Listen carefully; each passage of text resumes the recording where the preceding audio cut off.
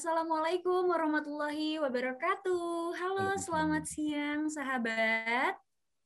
Boleh silakan dinyalakan mikrofonnya atau jika memungkinkan boleh juga loh untuk menyalakan videonya ya.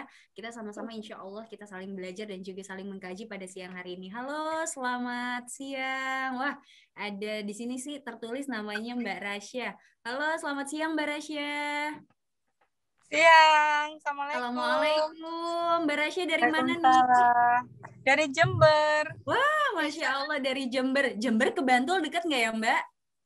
Jauh Oh banget. jauh ya.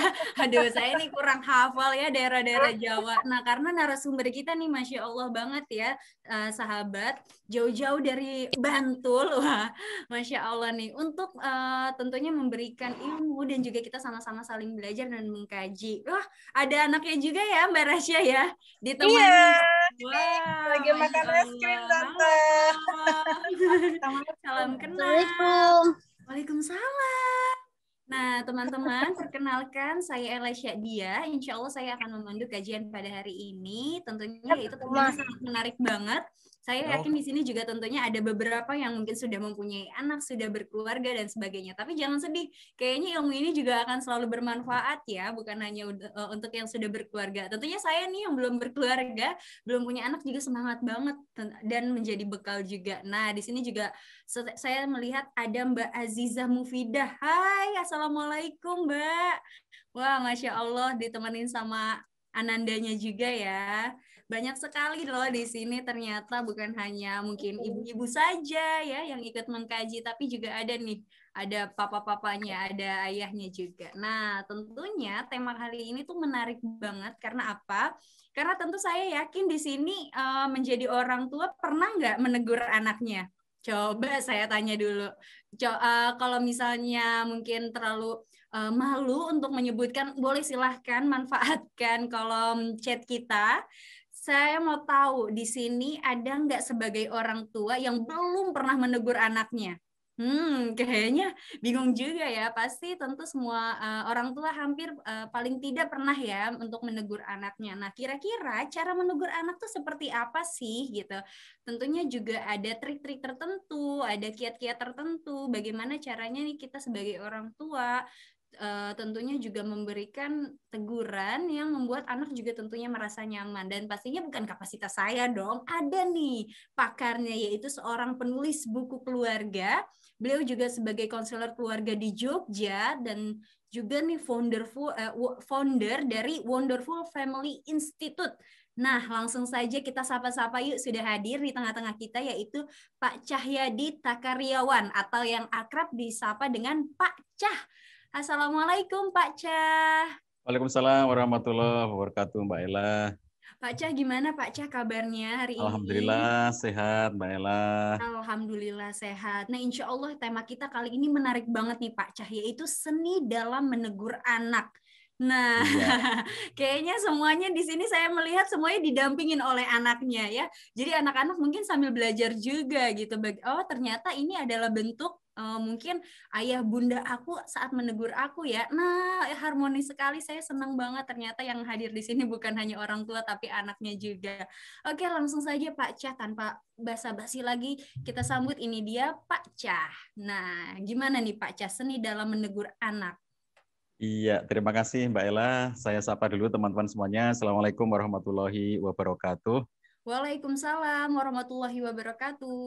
Alhamdulillahirabbil alamin. Alhamdulillahilladzi anzala sakinata fi qulubil mu'minin liyazdadu imanan ma imanihim. Asyhadu alla ilaha illallah wahdahu la syarikalah wa asyhadu anna Muhammadan abduhu wa rasuluh la nabiyya ba'dah.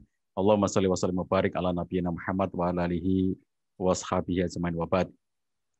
Sahabatku sekalian dimanapun sedang berada, berbahagia sekali pada kesempatan siang hari ini kita bisa bersilaturahim meskipun hanya melalui online.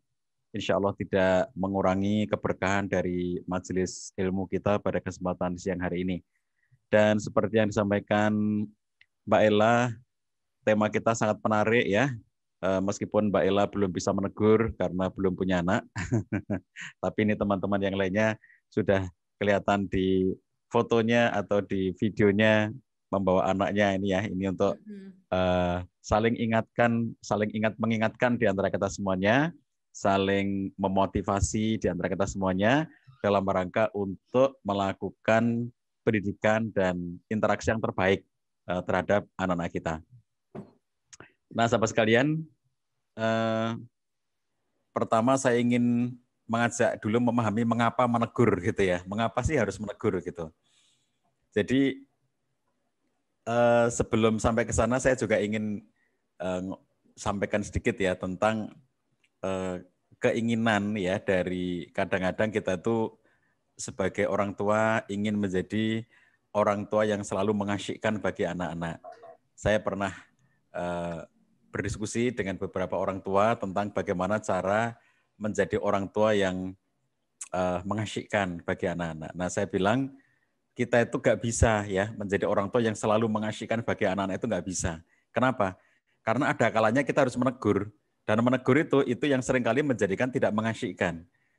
Nah, apakah gara-gara kita itu ingin menjadi orang tua yang selalu mengasyikkan lalu tidak menegur? Lah kan tidak begitu. Karena ada sisi-sisi di mana kita sebagai orang tua itu memang harus menegur. Dan bahkan kalau kita lihat contoh di zaman Nabi SAW pun beliau juga menegur gitu ya. Jadi artinya menegur itu adalah salah satu bagian dari proses pendidikan dan pengarahan terhadap anak-anak kita.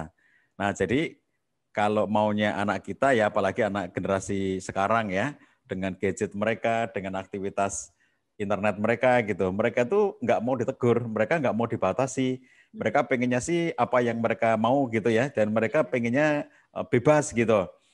Konon salah satu ciri dari generasi milenial itu adalah satu sisi mereka menuntut kebebasan yang tinggi, privasi dan kebebasan. Jadi mereka misalnya kayak punya akun yang mereka inginnya privasi. Kemudian mereka memiliki berbagai macam kebiasaan-kebiasaan upload ya, segala sesuatu yang bebas gitu ya. Dan itu pengennya privasi gitu. Tetapi di saat yang sama mereka itu juga tidak mau dibatasi. Jadi mereka itu ingin aksesnya itu benar-benar tidak terbatas. Nah, kadang-kadang di sisi inilah yang kita menemukan ada hal-hal yang kayak membahayakan kalau kemudian tidak ada teguran pada mereka gitu ya. Nah, cuma juga studi lain tentang generasi milenial itu adalah kelebihan mereka, bahwa dibandingkan dengan generasi-generasi sebelumnya, ternyata generasi milenial ini memiliki salah satu ciri, yaitu mereka itu lebih care dengan keluarga dibanding dengan generasi baby boomers.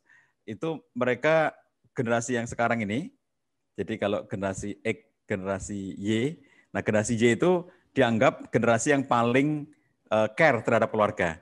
Nah sekarang ini generasi Z itu masih ada kelanjutannya, bahwa mereka juga termasuk generasi yang care dengan keluarga. Ini satu potensi yang artinya jika dilihat dari segi potensi untuk kemudian dilakukan berbagai upaya untuk menjadikan mereka itu semakin baik, itu potensinya sudah ada. Nah, baik teman-teman sekalian, mengapa menegur ya? Kenapa sih menegur anak gitu? Karena kita itu punya misi penyelamatan ya. Allah SWT memerintahkan kepada kita semuanya agar melakukan proses penyelamatan. Dalam firman-Nya, ya ayyuhalladzina amanu qu anfusakum wa ahlikum naro. Jagalah dirimu dan keluargamu dari api neraka. Nabi SAW itu pernah menggambarkan misi beliau kehadiran di muka bumi itu ya. Itu seperti ketika ada serangga-serangga yang mereka itu mendekati cahaya, di mana cahaya itu api ya, api yang menyala itu cahaya, dan mereka tertarik, lalu kemudian serangga itu pada mendekati sumber cahaya itu, dan itu api. Kalau mereka semakin dekat, mereka nanti akan terbakar dan mati gitu. Cuma serangga ini nggak tahu. Lalu kemudian diomongi jangan ke sana itu bahaya gitu. Nah banyak orang yang karena itu menarik, serangga-serangga itu menganggap bahwa itu menarik, maka nekat gitu ya. Diomongi mereka nekat gitu, dan pada akhirnya benar-benar mereka terbakar karena kena api itu. Nah, jadi ketika kita sebagai orang tua lalu kemudian menyaksikan ya, kok anak kita tidak seperti yang kita mau, masa dibiarin gitu ya. Jadi kita sudah melakukan pendidikan. Ini kan proses pendidikan itu misalnya contoh ya, kita melakukan pembiasaan, kita mengajari, memberitahu, misalnya kayak makan begini caranya, tangan kanan dengan duduk, dengan sopan, misalnya gitu ya. Kemudian kalau dalam kegiatan sehari-hari berpakaian begini caranya, kalau keluar rumah menutup aurat, misalnya gitu.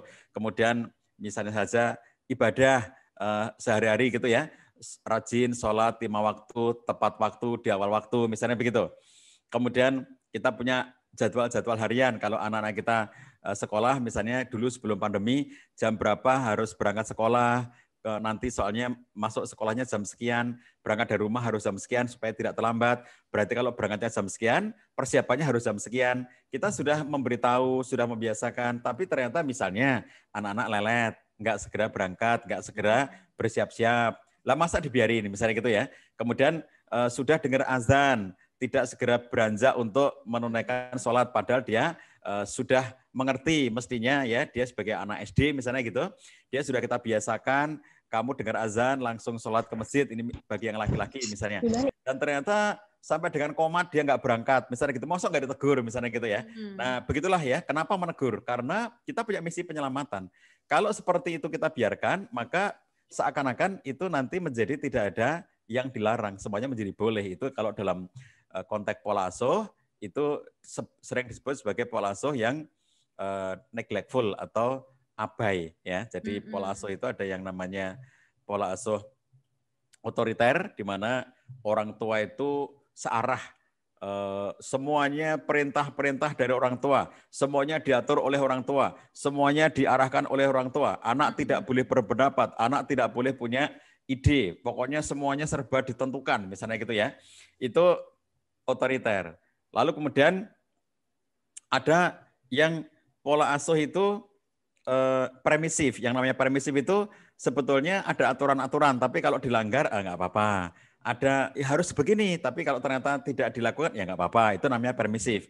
Kalau neglectful itu tidak ada aturan, terserah kamu. Pokoknya apa yang menyenangkan bagi kamu. Jadi hidup ini adalah tentang bagaimana seseorang itu tumbuh berkembang sesuai dengan kemauannya. Jadi kalau kamu itu pengen jadi apa, ya terserah kamu. Kamu pengen melakukan apa, terserah kamu. Atau tidak melakukan apa, terserah kamu. Itu neglectful. AB, terserah kamu. Itu AB. Jadi kalau kita lihat dalam kehidupan sehari-hari, kalau dalam pola asuh yang sifatnya permisif, itu apapun bisa dinegosiasi. Sehingga ya sudah terserah.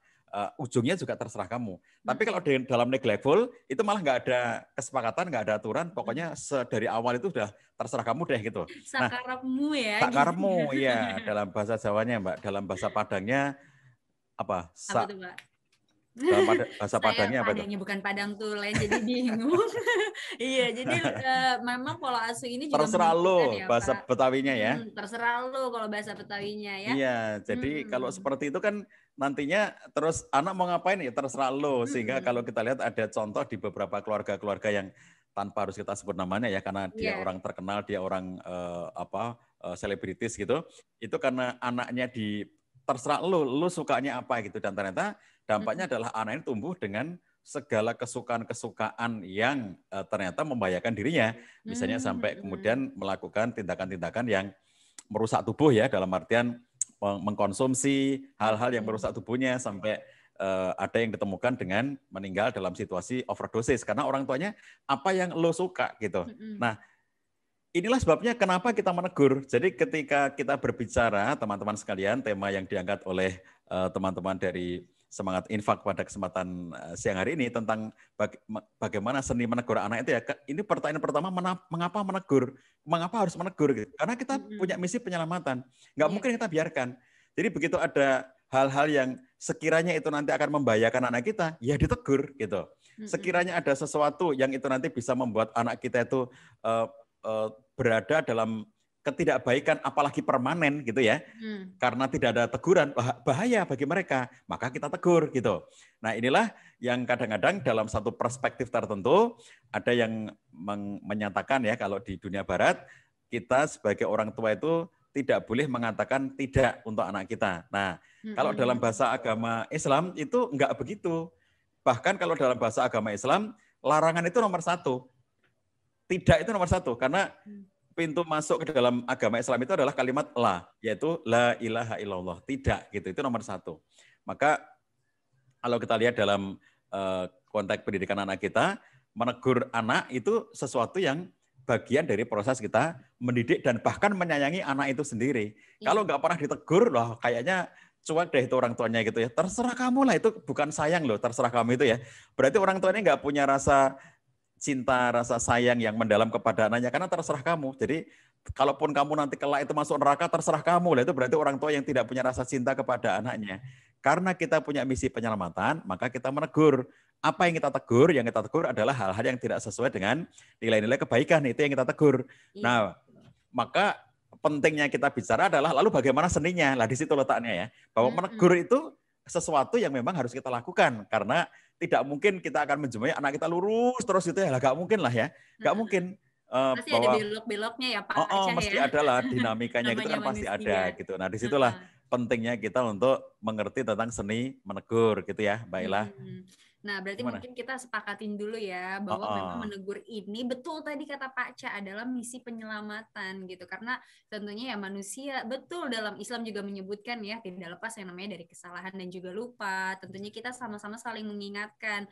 Nah, tapi sebagai orang tua kira-kira seninya seperti apa nih? Nah, itu dia yang nanti kita bahas sama-sama bersama dengan Pak Ca. Nah, sebelumnya Pak Ca apakah ingin ditampilkan PowerPoint-nya Pak? Ya, ditampilkan coba ya. Oke, silahkan. Nah, teman-teman sekalian, ini materi yang saya siapkan untuk acara kita pada kesempatan siang hari ini. Bagi teman-teman yang berkenan untuk memiliki, boleh ya nanti minta aja kepada teman-teman panitia untuk memilikinya. Teman-teman boleh share, boleh bagi kepada yang lainnya. Kalau ada dianggap kemanfaatannya, maka ya silakan boleh di-share, boleh dibagi-bagi. Next, klik aja. Saya akan langsung masuk kepada seni bagaimana kita menegur anak ya. Tadi pengantarnya sudah, ini misinya adalah penyelamatan. Next lagi, setelah diselamatkan maka kita semuanya pengen masuk ke dalam surganya Allah SWT bersama keluarga. Oke, klik lagi. Jadi karena maunya kita itu nggak cuma berkeluarga di dunia ini gitu ya, tapi kita tetap bersama-sama sampai di surganya Allah SWT. Next, makanya ini teman-teman semuanya yang belum menikah, kalau mencari pasangan ya, mencari suami, mencari istri gitu, kita tidak semata-mata mencari seseorang untuk teman kita di muka bumi ini, tetapi juga nanti sampai bersama-sama di surganya Allah SWT. Next, ini ayat-ayat yang menggambarkan pada kita semuanya tentang bagaimana kita semuanya satu keluarga itu bisa bersama-sama di surganya Allah SWT. Next, klik lagi. Jadi setelah penyelamatan, lalu kemudian kita bersama-sama ke dalam surga. Bahkan Nabi SAW mengatakan fa'idha sa'altumullaha fas'aluhul firdaus fa'innahu awsatul jannah wa alal jannah. Kalau kamu minta surga itu pada Allah, minta yang tertinggi. Jadi nggak boleh yang minta yang rendah-rendah. Ya Allah, yang penting surga aja lah, terserah. Yang paling rendah nggak apa-apa, nggak boleh begitu. Kalaupun nggak boleh di dalam surganya, di terasnya aja nggak apa-apa ya Allah, nggak boleh begitu. Kalau nggak boleh di terasnya, di halaman depannya sih nggak apa-apa ya Allah. Nggak boleh begitu. Nabi SAW mengatakan fa'idha sa'altumullah fas'alul firdaus. Kalau kamu minta kepada Allah, mintalah firdaus. Kenapa? Karena dia surga firdaus itu fa'innahu awsatul jannah. Surga yang paling utama. Wa'a'lal jannah, dan paling tinggi. Jadi secara posisi dia paling tinggi, dan secara letak dia itu di tengah-tengahnya. Jadi bukan pinggir, tapi tengah. Jadi kalau dari segi level-level dia tertinggi, dan dari tempatnya itu dia paling tengah, maka dikatakan sebagai surga yang VIP, yang pokoknya yang paling hebat itu ya di situ itu. Nah kalau minta yang itu gitu, kata Nabi SAW ya, jangan minta yang rendah-rendah asal surga, bukan. Tapi Nabi SAW mengatakan kepada kita, kalau mintalah firdaus. Karena itu adalah surga yang tertinggi dan surga yang paling utama. Di situ ada Nabi SAW. Tentu kita semuanya ingin ketemu dengan Nabi kalau di surganya Allah SWT itu. Nah ini sekeluarga, bukan cuma sendirian gitu ya. Enggak cuma seorang laki-laki yang penting aku sendiri masuk surga. Enggak cuma seorang perempuan yang penting aku sendiri masuk surga, terserah suamiku, terserah aku, enggak kayak begitu tuh. Nah inilah di sini pentingnya kita tuh sebagai orang tua lalu pengen bawa semua anak kita. Kalau bapak ibu semua di rumah itu misalnya ya, ada yang punya 2 anak ya, dua anak itu dibawa ke surga. Kalau kita punya 3 anak, 4 anak, 5 anak, semuanya dibawa ke surga, semuanya gitu. Makanya di antara mereka yang kemudian ternyata ada perilaku, sikap, kondisi yang tidak sesuai dengan keinginan, Nah, itulah ditegur. Karena apa? Oh, kamu nanti jangan-jangan kalau begitu terus kamu nanti bisa nggak masuk surga gitu. Karena kamu berperilaku yang menyimpang misalnya gitu ya. Itulah letaknya kenapa harus ditegur. Nah, sekarang seninya. Next. Teman-teman sekalian, kita mencontoh kepada, nih klik lagi. Mencontoh kepada perilaku Nabi SAW dan aran-aran Nabi SAW ya kepada kita semuanya. Tentu saja dalam berbicara tentang seni menegur anak ini, kita akan fokus bagaimana Nabi mengarahkan kita. Gimana sih menegur, gimana sih cara interaksi dengan anak-anak, gimana sih cara kita untuk melakukan upaya perbaikan kepada anak-anak kita. Next, klik lagi. Nomor 1, teman-teman sekalian, menegur itu harus dilakukan dengan penuh kasih sayang. Ya, ini hal yang paling prinsip. Lakukan sepenuh kasih sayang. Ada ungkapan dari Anas bin Malik, seorang sahabat Nabi SAW, aku tidak pernah melihat orang yang lebih penyayang daripada, yang lebih penyayang kepada anak-anak melebihi Nabi SAW. Jadi, aku nggak pernah ngelihat ya, ada orang itu yang rasa cintanya, rasa kasih sayangnya, rasa sayangnya itu melebihi dari Nabi SAW. Ini teman-teman sekalian mohon maaf, teks tulisan Arabnya ini jadi kacau, ini nggak tahu ya apa sistem di laptop panitia atau di laptop saya yang mengirim, saya nggak tahu, tapi ini jadi kebalik-balik. Jadi nanti mohon maaf kalau ada susunan kata-kata dalam bahasa Arabnya itu yang kebalik-balik ya. Tapi kalau terjemahnya sudah benar. Jadi kadang-kadang settingan, mohon maaf ya. Jadi Anas bin Malik mengatakan bahwa Nabi itu sangat penyayang. Maka kalaupun Nabi SAW itu menegur, kalaupun Nabi SAW itu mengingatkan, bahkan ya ketika Nabi itu menghukum sekalipun, landasannya itu kasih sayang, bukan karena benci gitu, bukan karena kebencian. Makanya sering saya katakan, kalau dalam interaksi kita sehari-hari dengan anak, maka hal yang mendasar pada anak kita itu, pada interaksi itu adalah bagaimana kasih sayang itu menjadi pondasi di dalam kita berinteraksi dengan mereka. Jadi kalaupun kemudian kita menegur, itu karena kasih sayang yang kita miliki kepada dirinya. Itulah sebabnya maka teguran tidak boleh dilakukan dengan emosional. Kenapa? Karena begitu kita lakukan dengan emosional, orang tuanya emosi, marah-marah, lalu tidak bisa mengontrol diri, lalu melakukan tindakan yang nanti membahayakan anak, itu sesuatu tindakan tidak terkontrol itu nanti akan sangat besar pengaruhnya pada kejiwaan anak-anak kita. Karena mereka merasa tidak diterima, mereka merasa tidak dicintai, mereka merasa tidak dikasihi oleh orang tuanya, oleh karena sikap dari orang tuanya yang tidak tepat itu. Nah, di sini kalau kita mau menerapkan hadis Nabi SAW, la taqdob walakal jannah, itu di sini nih. Kamu jangan marah kalau pengen surga itu. Sebab banyak kemarahan-kemarahan orang tua yang tidak pada tempatnya. Hanya gara-gara misalnya ya, anaknya itu tidak melakukan misalnya hal teknis. Nak, segera mandi itu kan teknis. Nak, segera mandi itu teknis. Lalu kemudian anak, jangan marah anak ya, itu kemudian adalah saat-saat di mana mereka itu bisa nggak usah disuruh langsung mandi, tetapi ada saat-saat di mana mereka itu harus disuruh-suruh dan kadang-kadang nggak mandi-mandi gitu. Nah, ketika ketemu dengan situasi kayak begitu, itu kan sebetulnya situasi teknis tuh. Hal seperti itu beda dengan misalnya disuruh sholat nggak mau, itu ya. Disuruh mandi nggak mau, itu nilainya berbeda dengan disuruh sholat nggak mau, gitu loh. Nah, kadang-kadang orang tua itu nggak bisa bedain, gitu ya. Mana yang dia itu harus berlaku sangat teliti dan hati-hati, perhatian banget kepada anaknya, dan mana yang itu sebetulnya itu bukan bagian yang sangat prinsip, yang kadang-kadang itu hanya merupakan sikap-sikap biasa sebagai anak-anak. Bahkan saya sering mengatakan seperti ini, Bapak-Ibu sekalian, kalau Bapak Ibu punya anak masih kecil ya, TK atau SD gitu, yang masih kecil ya, terus setiap disuruh itu langsung siap, laksanakan, siap, laksanakan. Loh itu malah kita curiga loh, kok anak itu semua perintah orang tua itu langsung dilakukan. Jangan-jangan anak itu nggak punya kreativitas, nggak punya inovatif, tidak punya keinginan. Dia itu pokoknya hanya manut dengan orang tuanya. Nah, manut di sini itu dalam bentuk yang negatif. Bukan nurut dalam pengertian yang positif, tapi nurut dalam pengertian yang negatif. Yaitu apa? Dia tidak bisa melakukan sesuatu kecuali dengan instruksi. Jadi kalau yang seperti ini sudah menjadi negatif. Berarti anak ini nggak punya daya kreasi, nggak punya daya inovasi. Jadi kalau orang tuanya terbiasa dengan mengkondisikan anaknya itu selalu dengan dalam bentuk perintah, pokoknya lakukan. Apapun yang diperintahkan oleh ayah, diperintahkan oleh ibu, segera lakukan, segera lakukan, segera lakukan. Sehingga anaknya itu setiap apapun, nak mandi sekarang, siap. Nak makan sekarang, siap. Nak tidur sekarang, siap. Gitu. Jadi kalau semuanya seperti itu bukan menunjukkan bahwa dia pasti baik. Belum tentu. Kenapa? Bisa jadi tidak punya daya kreasi dan inovasi. pada suatu ketika nanti, ketika anak ini sudah dewasa, dia menjadi tidak bisa mandiri dalam kehidupannya karena dia selalu menunggu perintah. Nah, jadi kalau kita ngeliat ada anak yang ada delay-nya gitu ya, misalnya disuruh nggak segera berangkat, itu ada delay-nya itu. Delay-nya itu tidak selalu negatif, karena bisa jadi itulah yang menunjukkan bahwa aku punya keinginan, aku punya kreasi, aku punya inovasi. Jadi tidak selalu dimaknai bahwa dia saya perintah dan tidak segera melaksanakan. Lah itu kan lihat dulu dong konteksnya seperti apa gitu ya. Sehingga dalam contoh yang seperti itu tidak selalu bermakna negatif. Nah, dengan cara pandang yang positif, optimistik, maka orang tua itu akan cenderung untuk bisa mengendalikan diri. Ketika misalnya ya dalam contoh-contoh yang praktis sehari-hari, besok kita akan berangkat, kita besok akan berekreasi, kita berangkat jam 9, misalnya gitu ya. Ternyata sudah sampai jam setengah 9, anak-anaknya masih lelet. Belum ada yang mandi, belum ada yang sarapan, belum ada yang siap-siap gitu. Lalu orang tuanya, ini sudah jam setengah 9, harus kita lakukan. Ternyata enggak juga, mereka masih bermain-main. Jadi enggak sih kalian ini sampai jam 9.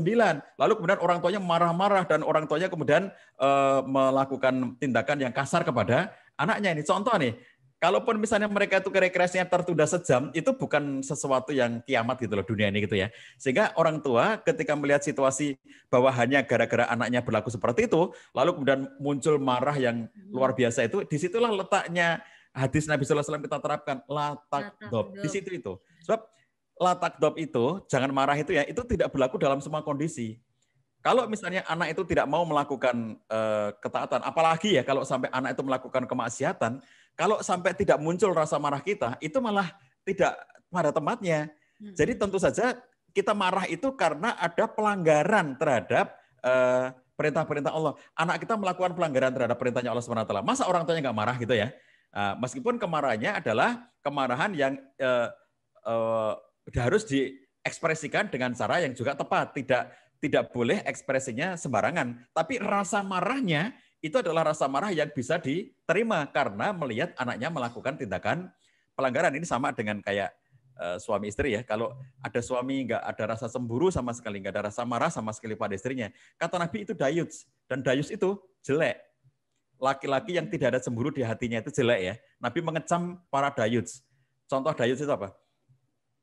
Istrinya itu mohon maaf ya, misalnya dalam interaksi sehari-harinya itu ya, dia tidak mengerti batas dalam pergaulan dengan laki-laki, dia terlibat dalam berbagai macam hal-hal yang bahkan sampai tindakan-tindakan dengan gengnya, dengan komunitasnya yang itu melakukan tindakan-tindakan yang melanggar syariat, misalnya gitu ya. Nggak ada rasa cemburu sama sekali, nggak ada rasa marah sama sekali, itu dayut namanya. Jadi latakdo balakal jana itu pada kontak-kontak yang sifatnya kayak kemanusiaan tadi, misalnya disuruh mandi nggak segera mandi, latakdo balakal jana, disuruh kamu sekarang belajar belum segera belajar karena dia masih melakukan yang lainnya, itu aspek-aspek yang sifatnya itu kemanusiaan. Tapi kalau sudah, apalagi anaknya sudah dewasa, lalu kemudian anaknya melakukan nilai hal-hal yang jelas-jelas itu ada pelanggarannya, nah kemarahan itu adalah kemarahan yang karena Allah SWT itu bisa diterima. Tetapi nanti ekspresinya itu juga perlu kita lihat. Ekspresi tidak boleh sembarangan meskipun anaknya misalnya melakukan tindakan yang tidak terpuji. Bagaimana caranya nantinya untuk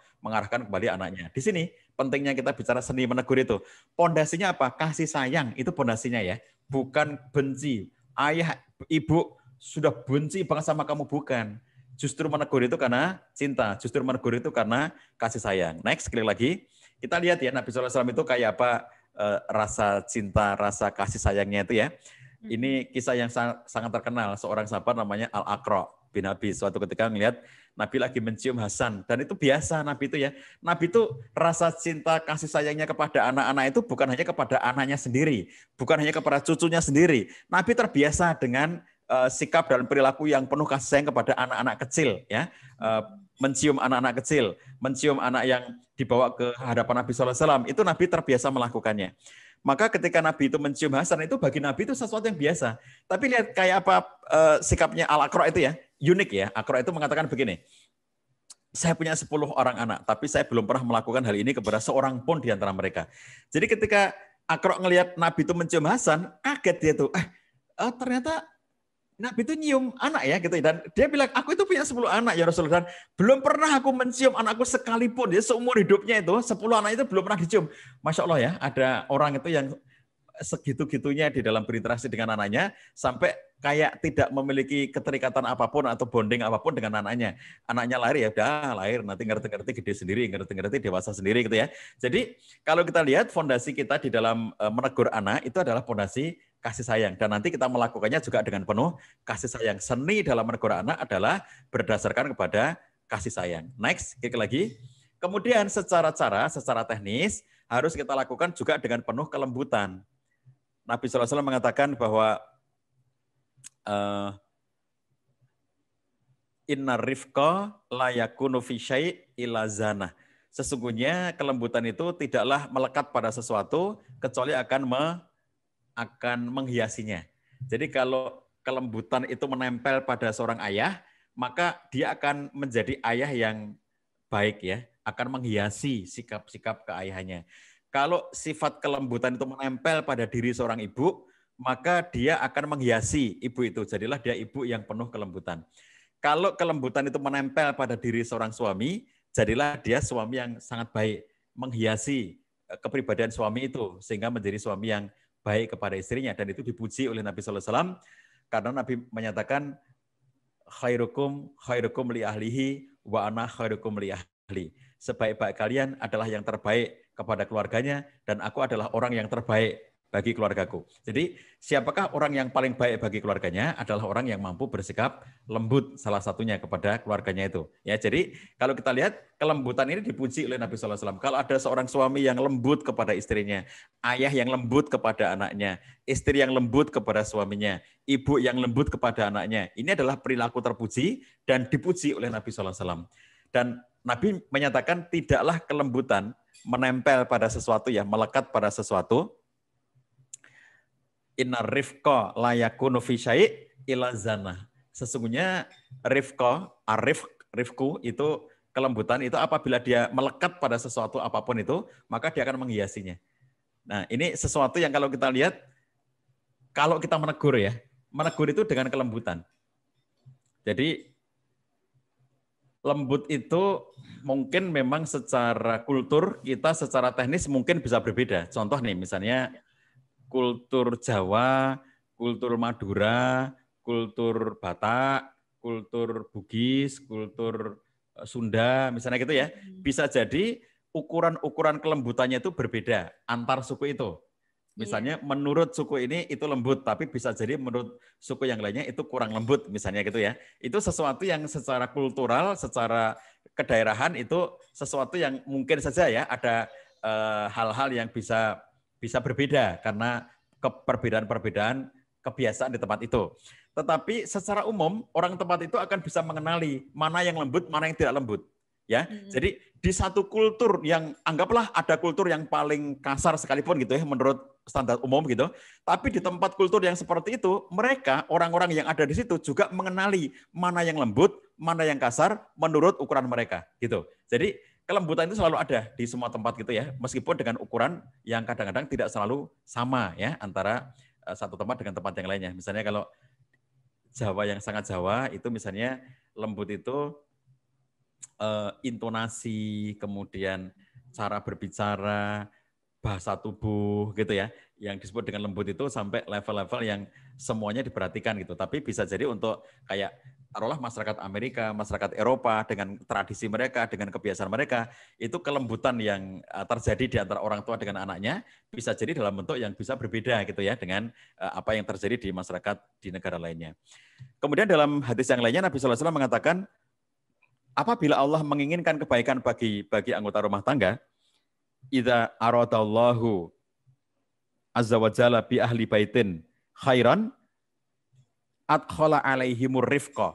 Apabila Allah menginginkan kebaikan bagi anggota keluarga, bagi anggota dalam satu rumah tangga, maka Allah akan memasukkan kelembutan kepada mereka. Masya Allah ya. Jadi menegur pun dengan kelembutan. Kalau ada suami menegur istrinya, istri menegur suaminya, orang tua menegur anaknya, semuanya dilakukan dengan kelembutan. Ya, jadi sesuatu yang apabila kita melakukannya, itu menandakan bahwa Allah menghendaki kebaikan bagi anggota keluarga itu.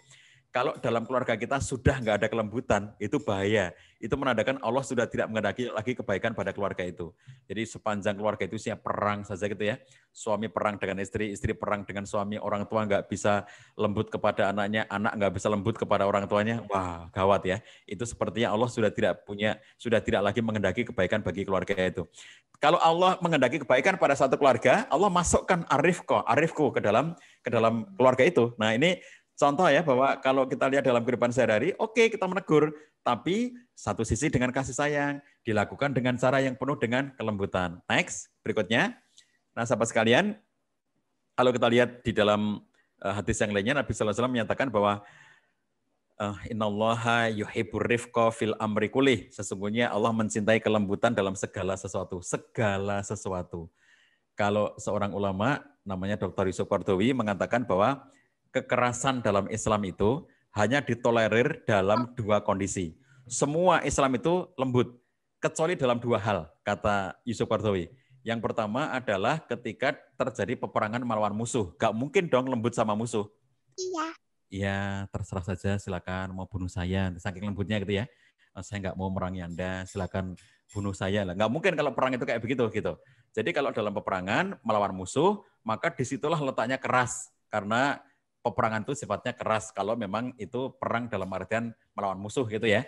Tapi kalau bukan bermusuhan ya jangan keras gitu. Misalnya sesama muslim lah, bukan bermusuhan, itu namanya beda pendapat, itu jangan keras sifatnya. Tapi kalau jelas-jelas ada musuh di zaman Nabi itu, melawan orang kafir lah kan jelas musuh gitu ya. Di zaman Nabi itu jelas banget nyata gitu antara orang-orang yang beriman dengan orang-orang kafir, terjadi permusuhan.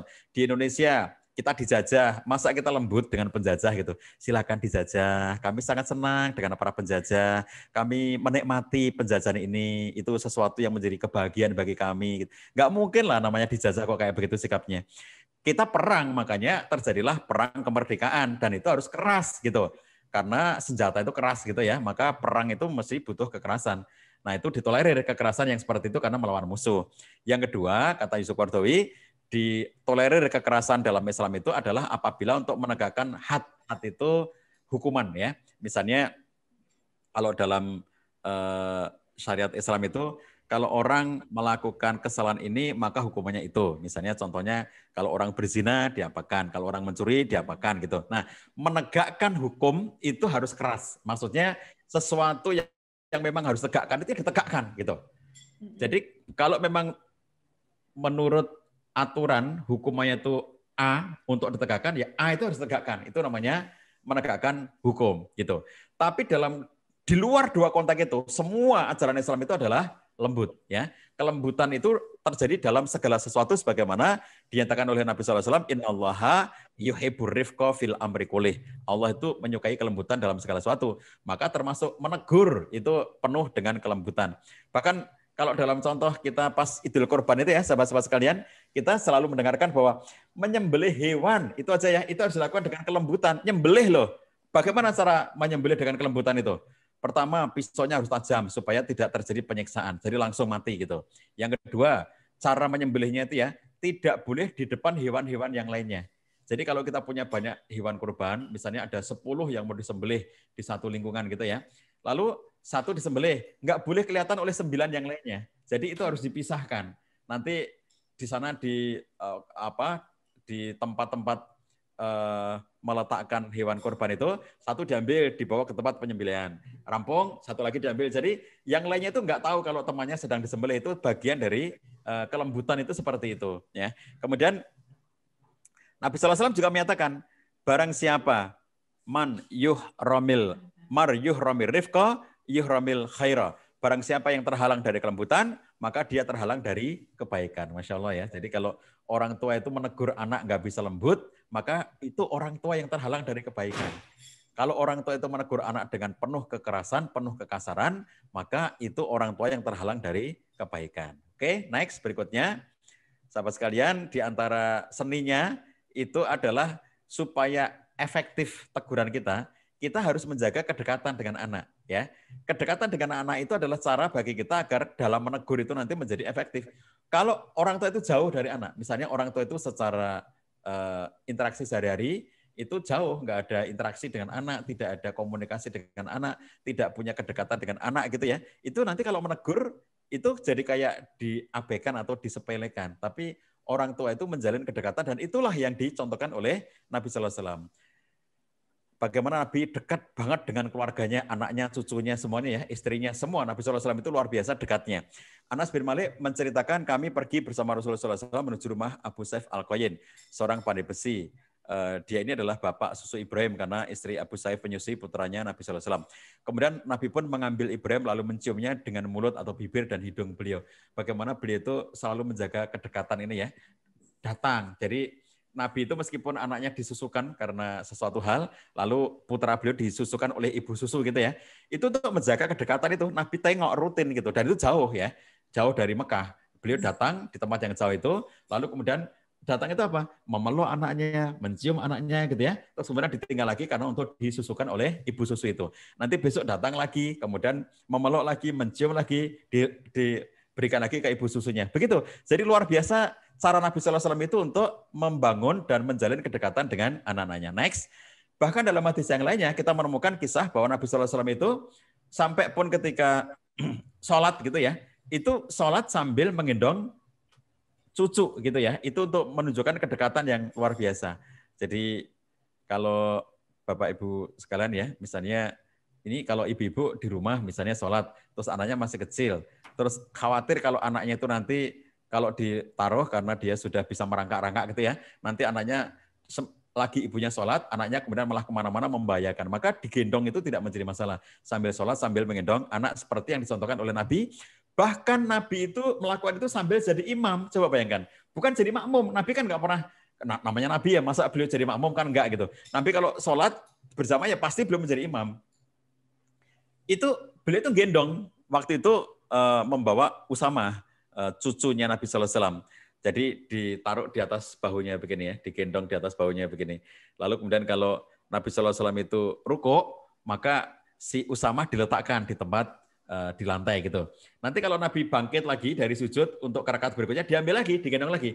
Jadi kalau sholatnya itu 4 rakaat ya, berarti Nabi itu ada peristiwa meletakkan anak itu ketika beliau rukuk dan mengambil kembali, digendong kembali ketika beliau bangkit dari sujudnya. Berarti kan ngeletakkan, ngambil gitu kan selama sholat itu selesai, sampai selesai. Ini kalau kita lihat dari pelajaran fikih sholat, itu kita akan mendapatkan pelajaran bahwa ternyata dibolehkan sholat sambil menggendong anak ya. Itu dibolehkan secara fikih sholat. Tapi dalam konteks kita sedang berbicara tentang seni menegur anak, Nabi Sallallahu Alaihi Wasallam itu sedang membangun kedekatan dengan keluarganya, dengan anaknya, dengan cucunya, membangun kedekatan. Jadi Nabi itu dekat dengan mereka. Maka ketika Nabi menegur itu ya, itu betul-betul penuh dengan cinta, karena Nabi tidak berjarak dengan mereka. Nabi itu lekat dengan anak dan keluarganya, dengan cucunya, dengan istrinya. Itu lekat luar biasa. Inilah supaya efektif cara menegurnya, bangun kedekatan dengan anak supaya anak itu merasa bahwa teguran ayahnya, teguran ibunya itu bukan bagian dari hal yang membencinya, tetapi mereka ngerasa teguran ayah, teguran ibu itu adalah cara ayah, cara ibu mencintai dirinya. Aku ditegur ayah karena aku tahu ayah mencintaiku. Aku ditegur ibu karena aku tahu ibu mencintaiku. Kenapa anak bisa menyimpulkan demikian? Karena kedekatan sudah terbangun. Kalau selama ini nggak terbangun kedekatan, begitu ayahnya menegur, oh ayah itu benci terus padaku. Ayah nggak pernah mencintai aku. Dari dulu ayah selalu menyalahkan aku. Teguran dipahami oleh anak sebagai selalu aku disalahkan. Padahal salahku itu apa? Selalu aku disalahkan. Itu kalau orang tua tidak dekat dengan anak. Maka Nabi mencontohkan pada kita perilaku praktis bagaimana Nabi Sallallahu Alaihi Wasallam itu berinteraksi dengan anak sampai menimbulkan kedekatan pada anak-anaknya. Next. Kemudian kalau kita lihat juga dalam kisah yang lainnya, Nabi itu pernah dalam satu sholat ya, beliau itu membawa Hasan atau Husain. Perawinya lupa, ini Hasan atau Husain. Bahkan perawinya lupa, itu sholat asar atau sholat duhur ya. Tapi intinya sholat siang hari, entah asar atau duhur, perawinya lupa. Lalu Nabi itu datang ke masjid membawa cucunya. Dia juga lupa, itu Hasan atau Husain. Nah, kemudian ketika beliau sujud, lama banget sujudnya itu ya, sampai Syaddan Al-Laitsi ini, perawi hadisnya itu ya, saking dia tuh khawatir terjadi sesuatu dari Nabi Sallallahu Alaihi Wasallam, kok sujud nggak bangun-bangun, kok sujudnya lama banget. Lalu dia itu mendongakkan ya, sambil setelah sujud gini karena lama banget, dia dongakkan kepalanya untuk ngelihat Nabi itu ngapain ya, kok nggak bangun-bangun dari sujudnya gitu. Dan kemudian dia mengatakan, ternyata ada anak kecil berada di atas punggung Nabi SAW, maksudnya Hasan atau Husain tadi itu, sedang menaiki punggung Nabi saat Nabi lagi sujud. Maka aku kembali sujud, kata dia. Nah ketika sudah selesai sholat, para jamaah sahabat Nabi itu bertanya kepada Nabi, ya Rasulullah, Anda tadi sujudnya lama banget, sehingga kami mengira sesuatu telah terjadi padamu atau turun wahyu. Mungkin Nabi lagi menerima wahyu atau telah terjadi sesuatu pada Nabi sampai sujudnya itu panjang banget. Lalu Nabi mengatakan semua itu tidak terjadi. Maksudnya enggak turun wahyu, juga tidak terjadi sesuatu padaku. Tetapi anakku atau maksudnya cucunya tadi itu ya, Hasan itu menunggangi aku dan aku tidak ingin terburu-buru agar dia puas bermain. Aku tidak ingin terburu-buru. Coba bayangkan. Jadi jelas-jelas Nabi itu sebagai imam, ya, Nabi itu sujud dan cucunya menunggangi punggungnya beliau. Beliau itu enggak mau nurunkan anaknya. Biarin aja si anak kecil itu di punggungku gitu ya, biar dia puas bermain-main denganku. Padahal Nabi lagi sholat dan mengimami sholat para sahabat gitu. Lagi-lagi kalau dalam pelajaran fikih kita akan mendapatkan ajaran bahwa boleh ya, bawa anak sambil sholat itu boleh gitu, dan itu tidak mengganggu kekhusyukan sholat. Kalau itu mengganggu kekhusyukan sholat, pasti Nabi tidak akan melakukannya. Jadi Nabi melakukan itu untuk menunjukkan bahwa sholat khusyuk itu tidak terhalang oleh dengan peristiwa seperti itu. Tapi kalau dalam peristiwa, dalam pelajaran kita pendidikan anak yang sedang kita bicarakan, itu adalah cara Nabi SAW untuk membangun bonding, kedekatan dengan keluarganya. Bagaimana agar Nabi itu dekat dengan keluarganya, sehingga ketika Nabi, nanti ada kisah yang akan saya sampaikan di bagian akhir, bahwa ketika Nabi itu menegur, itu cucunya atau anaknya tahu bahwa itu adalah kasih sayangnya Nabi SAW. Kenapa? Karena sudah dekat. Jadi kalau orang tua itu sudah dekat dengan anaknya, ketika orang tua menegur, anak ngerti itu adalah kasih sayang orang tua kepada dirinya. Gitu. Next, berikutnya, Bapak Ibu sekalian yang dirahmati Allah SWT, di antara cara menegur itu adalah dengan sebelum menegur itu kita melakukan proses pembiasaan. Ya, misalnya pembiasaan untuk sholat. Supaya apa? Nanti kalau tidak seperti itu, nanti kita bisa tegur. Misalnya kita biasakan dengan melakukan sholat itu dari awal. Seawal-awalnya ya terserah ya, misalnya bahkan tadi masih mungkin setahun atau belum setahun diajak dibawa ke masjid, diajak sholat, itu ya sudah pembiasaan ya, itu boleh. Tapi selambat-lambatnya ketika anak sudah 7 tahun itu harus mulai diajari sholat. Muru auladakum bisolah wahum abna'u sab'i sinin. Perintahkan anak-anak kalian untuk mengerjakan sholat ketika mereka berumur 7 tahun. Kalimat muru itu kalau dalam bahasa Arab artinya itu perintahkan, muru, ya, muru auladakum bisolah, perintahkan anakmu untuk melakukan sholat ketika mereka berumur 7. Nah, para ulama mengatakan, apakah muru, perintahkan anak kalian itu artinya wajib? Maka para ulama mengatakan tidak dalam hadis ini. Kenapa? Karena wajibnya sholat itu hanya apabila anak itu sudah akil balik. Jadi begitu anak belum akil balik, yang dimaksud dengan muru auladakum wahum abna'u sab'i sinin itu maksudnya biasakan. Yang dimaksud dengan perintahkanlah itu artinya biasakan anakmu untuk sholat ya, lebih awal lebih baik. Tetapi kalau anak itu sudah mulai umur 7 tahun, maka dia paling lambat kalau sudah 7 tahun harus mulai diperintahkan, diajarkan, dibiasakan untuk melakukan sholat. Nah ini pembiasaan ya, termasuk juga nanti misalnya pembiasaan dengan puasa Ramadan. Next, pembiasaan dengan ibadah-ibadah atau kebaikan-kebaikan yang lainnya. Ini butuh pembiasaan. Lalu selain dibiasakan juga mengajar, diajari ya. Kalau membiasakan itu kan misalnya kayak kita ngajak anak ke masjid, itu kan pembiasaan. Mungkin dia nggak sholat di masjid itu karena masih kecil.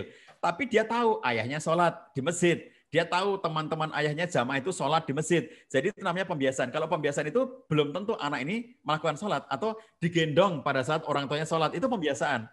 Tapi kalau kita memberikan pengajaran, itu misalnya ketika Nabi SAW itu mengajar, mendidik Umar bin Abi Salamah tentang adab makan. Ini hadis yang sangat terkenal ya. Ya gulam sammillaha wakul biyaminika wakul mimma yalika. Wahai anak kecil, sebutlah nama Allah, yaitu samilaha, sebutlah bismillah, itu namanya samilaha ketika makan. Dan makanlah dengan tangan kananmu, dan makanlah ada yang ada di dekatmu. Jadi begitu Umar bin Abi Salamah itu ngambil makan dengan apa ya, namanya anak kecil ngeliat makanan gitu langsung diambil sana sini gitu ya, dengan kedua tangannya gitu.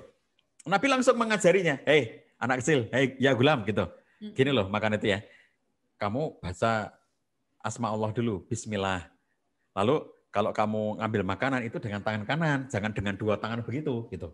Terus makan dari yang ada di dekatmu ya, Jadi kamu ngambil di sini dulu. Nanti kalau sudah selesai kamu makan, kalau mau ngambil yang di sana, kamu mendekat, ngambil yang di sana, yang mendekat gitu. Jadi supaya kemudian kamu tidak ngambil dengan serampangan yang jauh sehingga tidak sopan gitu ya. Itu namanya mengajari adab kepada anak. Meskipun anak ini masih kecil, tetapi diajari. Nah, kenapa kemudian Nabi SAW memberikan pengajaran seperti itu? Supaya kemudian nanti anak ini terbiasa. Dan ini sekaligus contoh bagaimana Nabi SAW melakukan teguran. Ya, si anak ini dia ngambil dengan tidak sopan gitu, lalu Nabi mengajari.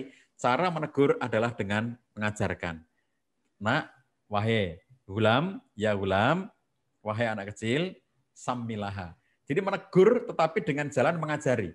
Menegur dengan jalan langsung mengajarkan sesuatu. Enggak boleh begitu. Enggak cuma begitu. Jangan begitu, enggak boleh begitu.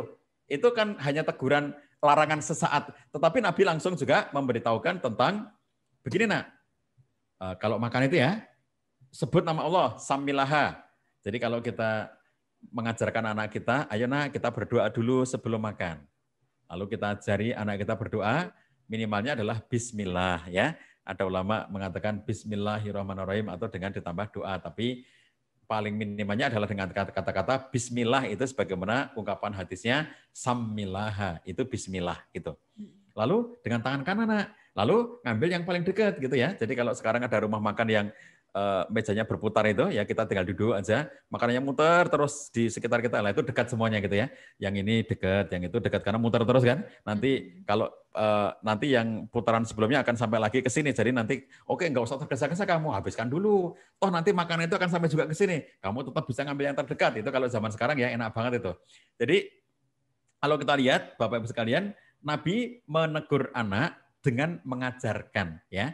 Tidak cuma enggak boleh begitu, tapi sebut nama Allah nak, ambil pakai tangan kananmu mana, terus makanlah dari yang terdekat darimu nak. Itu sesuatu yang diajarkan gitu ya. Itu cara dan seni menegur ala Nabi SAW. Next. Kemudian sahabat sekalian, di antara seni menegur itu adalah bagaimana Nabi juga ada ketegasannya ya. Seni dengan ketegasan. Tadi kan penuh kelembutan, penuh kasih sayang, tetapi ketika menyangkut aspek prinsip, tetap ada ketegasannya. Tegas tidak sama dengan kasar, tegas tidak sama dengan keras, tegas tidak sama dengan ngawur gitu ya. Tapi tegas itu berdasarkan pada prinsip gitu.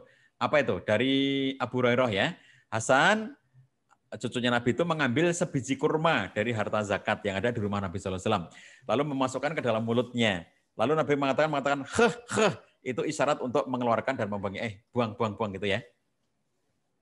Jadi, kenapa Nabi SAW melarang itu? Karena keluarganya Nabi SAW tidak boleh ya untuk memakan harta zakat. Jadi, kalau di zaman Nabi SAW itu, para sahabat yang masuk kategori mustahik boleh mendapatkan harta zakat dan boleh memakan zakat. Tapi keluarganya Nabi SAW, Nabi, istrinya, anaknya, cucunya, gak boleh mengambil dari harta zakat, gak boleh makan dari harta zakat, gak boleh. Ya, itu tidak diperbolehkan untuk keluarganya Nabi SAW.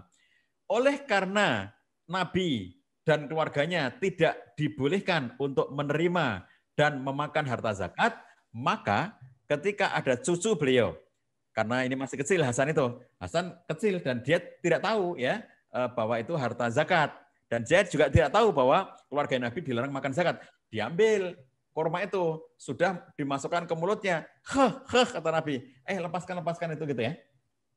Muntahkan oleh kamu. Jadi kemudian beliau mengatakan, tidaklah kalian kamu tahu. Nah, bahwa kita, keluarganya Nabi SAW itu gak boleh makan harta zakat. Kata beliau, itu tetap diajari tadi. Apakah kamu tidak tahu nak bahwa keluarganya Nabi itu nggak boleh makan harta zakat ya. Jadi keluarkan itu ya karena ini harta zakat. Jadi meskipun itu masih kecil ya, anak itu masih kecil, belum akil balik, si Hasan waktu itu belum akil balik. Tapi karena ini menyangkut larangan, maka larangan itu sudah harus dibiasakan untuk tidak dikerjakan oleh meskipun dia anak kecil. Makanya ada dua kondisi yang berbeda Bapak-bapak dan Ibu-ibu sekalian ya. Pertama yang terkait dengan perintah, yang kedua yang terkait dengan larangan. Kalau terkait dengan perintah, maka anak-anak itu yang belum akil balik dia belum punya kewajiban untuk melaksanakan. Contoh puasa Ramadan. Kalau belum akil balik, itu kalaupun anak kita belum puasa, itu nggak salah, nggak dosa gitu ya. Dan tidak boleh dihukum kalau umurnya belum 10 tahun. Tapi kalau sudah 10 tahun, belum puasa Ramadan, maka baru boleh menghukumnya. Tapi kalau dalam hal yang sifatnya itu larangan ya, misalnya memakan sesuatu yang haram ya, maka meskipun dia masih kecil, masih bayi, tetap nggak boleh ya. Jadi anak bayi nggak ngerti, terus misalnya gimana apa ya membayangkannya, misalnya di pasar ya mungkin ya kejadian mungkin di pasar. Terus di pasar itu yang dijual itu ternyata tidak hanya yang halal-halal karena pasar umum gitu ya. Misalnya di sini ada kita lagi belanja, ibunya ngajak anaknya belanja di pasar. Terus anaknya masih kecil gitu, masih dituntun gitu ya, jalannya masih belum lancar, masih dituntun gitu. Nah di sini ada makanan-makanan yang sedang dijual oleh penjual itu yang halal, tapi ternyata di sampingnya penjualnya berbeda, itu jual misalnya daging babi misalnya, dan anak ini nggak ngerti, lalu dia ngambil, terus mau dimakan karena anak kecil ya, misalnya kok menarik, diambil dimakan. Nah orang itu tahu bahwa itu adalah daging babi, maka meskipun dia masih kecil, baru 1,5 tahun, baru 2 tahun, wah toh masih kecil nggak apa-apa, nggak boleh kalau urusan larangan. Jadi kalau urusan larangan tidak boleh sama sekali, meskipun dia masih kecil. Tapi kalau perintah, maka belum mengerjakan itu nggak apa-apa, karena belum akil balik. Ngerti bedanya ya? Jadi kalau yang sesuatu yang sifatnya perintah-perintah itu, maka contohnya misalnya kalau perintah menutup aurat, ya bagi perempuan, bagi laki-laki, menutup aurat bagi laki maupun perempuan, itu kalau sudah akil balik menjadi wajib. Tapi ketika dia masih kecil, ketika dia belum akil balik, belum menutup aurat, itu sesuatu yang dimaklumi. Ya, sholat, dia belum akil balik, belum sholat dengan tertib, itu dimaklumi. Puasa, belum akil balik, dia belum puasa dengan tertib, itu dimaklumi. Boleh ya, karena memang belum akil balik. Tapi kalau konteksnya adalah larangan, bahwa melakukan sesuatu yang dilarang, atau dia memakan sesuatu yang dilarang, maka meskipun masih kecil, nggak boleh. Gitu. Makanya Nabi SAW begitu menyangkut aspek yang sifatnya itu larangan, karena ini harta zakat, kurma zakat itu nggak boleh dimakan oleh keluarga Nabi, karena nggak boleh, maka siapapun, termasuk masih bayi, termasuk masih kecil, itu nggak boleh gitu ya. Nah itu tegas dalam prinsip. Nah cuma kita lihat tegasnya Nabi SAW itu nggak kasar, tegasnya Nabi SAW itu nggak keras. Keluarkan nak, keluarkan gitu. Apakah kamu nggak tahu nak bahwa keluarga kita, keluarga Nabi itu nggak boleh makan harta zakat. Jadi akhirnya anak ini diajari ya, ditegur sambil diajari. Next. Nah dalam batas tertentu teman-teman sekalian, Nabi juga membolehkan kita, next lagi klik, Nabi juga membolehkan kita untuk melakukan hukuman, memberikan hukuman, menegur dengan jalan menghukum, menegur dengan jalan memberikan satu tindakan hukuman, itu boleh. Kelanjutan dari hadis yang tadi, muru auladakum bisolati wahum abna'u sab'i sinin wadribuhum 'alaiha wahum abna'u asri sinina wa farriqu bainahum fil madaji. Jadi kalau mengajari anak, membiasakan itu untuk sholat itu umurnya 7 tahun. Tapi kalau sudah 10 tahun dan tidak mau sholat, maka wadribuhum, ini menghukum mereka. Hukuman dalam bentuk pukulan, memukul. Nah, para ulama menjelaskan yang dimaksud dengan wadribuhum, pukulan mereka itu adalah dorban ghairul mubareh. Pukulan yang tidak melukai, pukulan yang tidak menyakiti, pukulan yang tidak membuat cacat, pukulan yang tidak membahayakan. Itu namanya pukulan dengan kasih sayang, pukulan untuk hukuman yang sifatnya penuh dengan kasih sayang.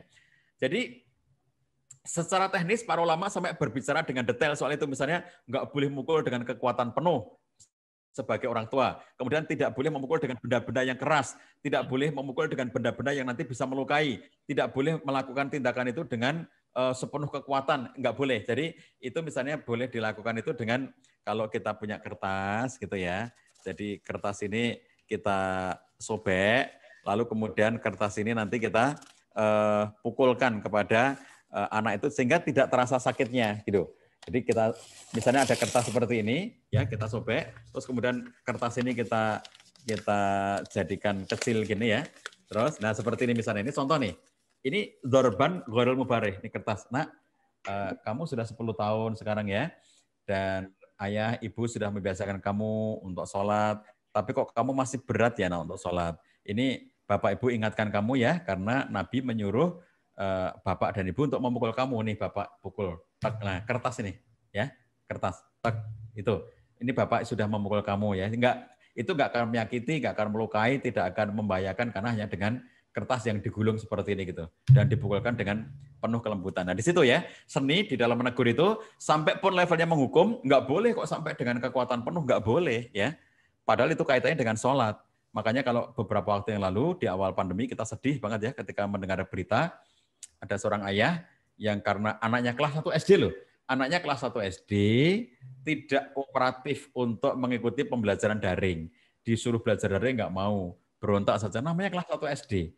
Sampai karena situasi tidak nyaman ya, orang tuanya mungkin sering ditegur gurunya, ini anak Bapak tidak bisa mengikuti misalnya ya, saya nggak tahu situasinya, tapi mungkin orang tuanya itu merasa kok anaknya nggak mau belajar, lalu juga tekanan keadaan ya, awal-awal pandemi, jadi stresnya masih tinggi banget gitu, ngeri dengan situasi yang terjadi, lalu akhirnya kemudian ada situasi tekanan, stres pada orang tuanya itu ya, yang akhirnya mukul, si anak itu dipukul sampai akhirnya meninggal dunia.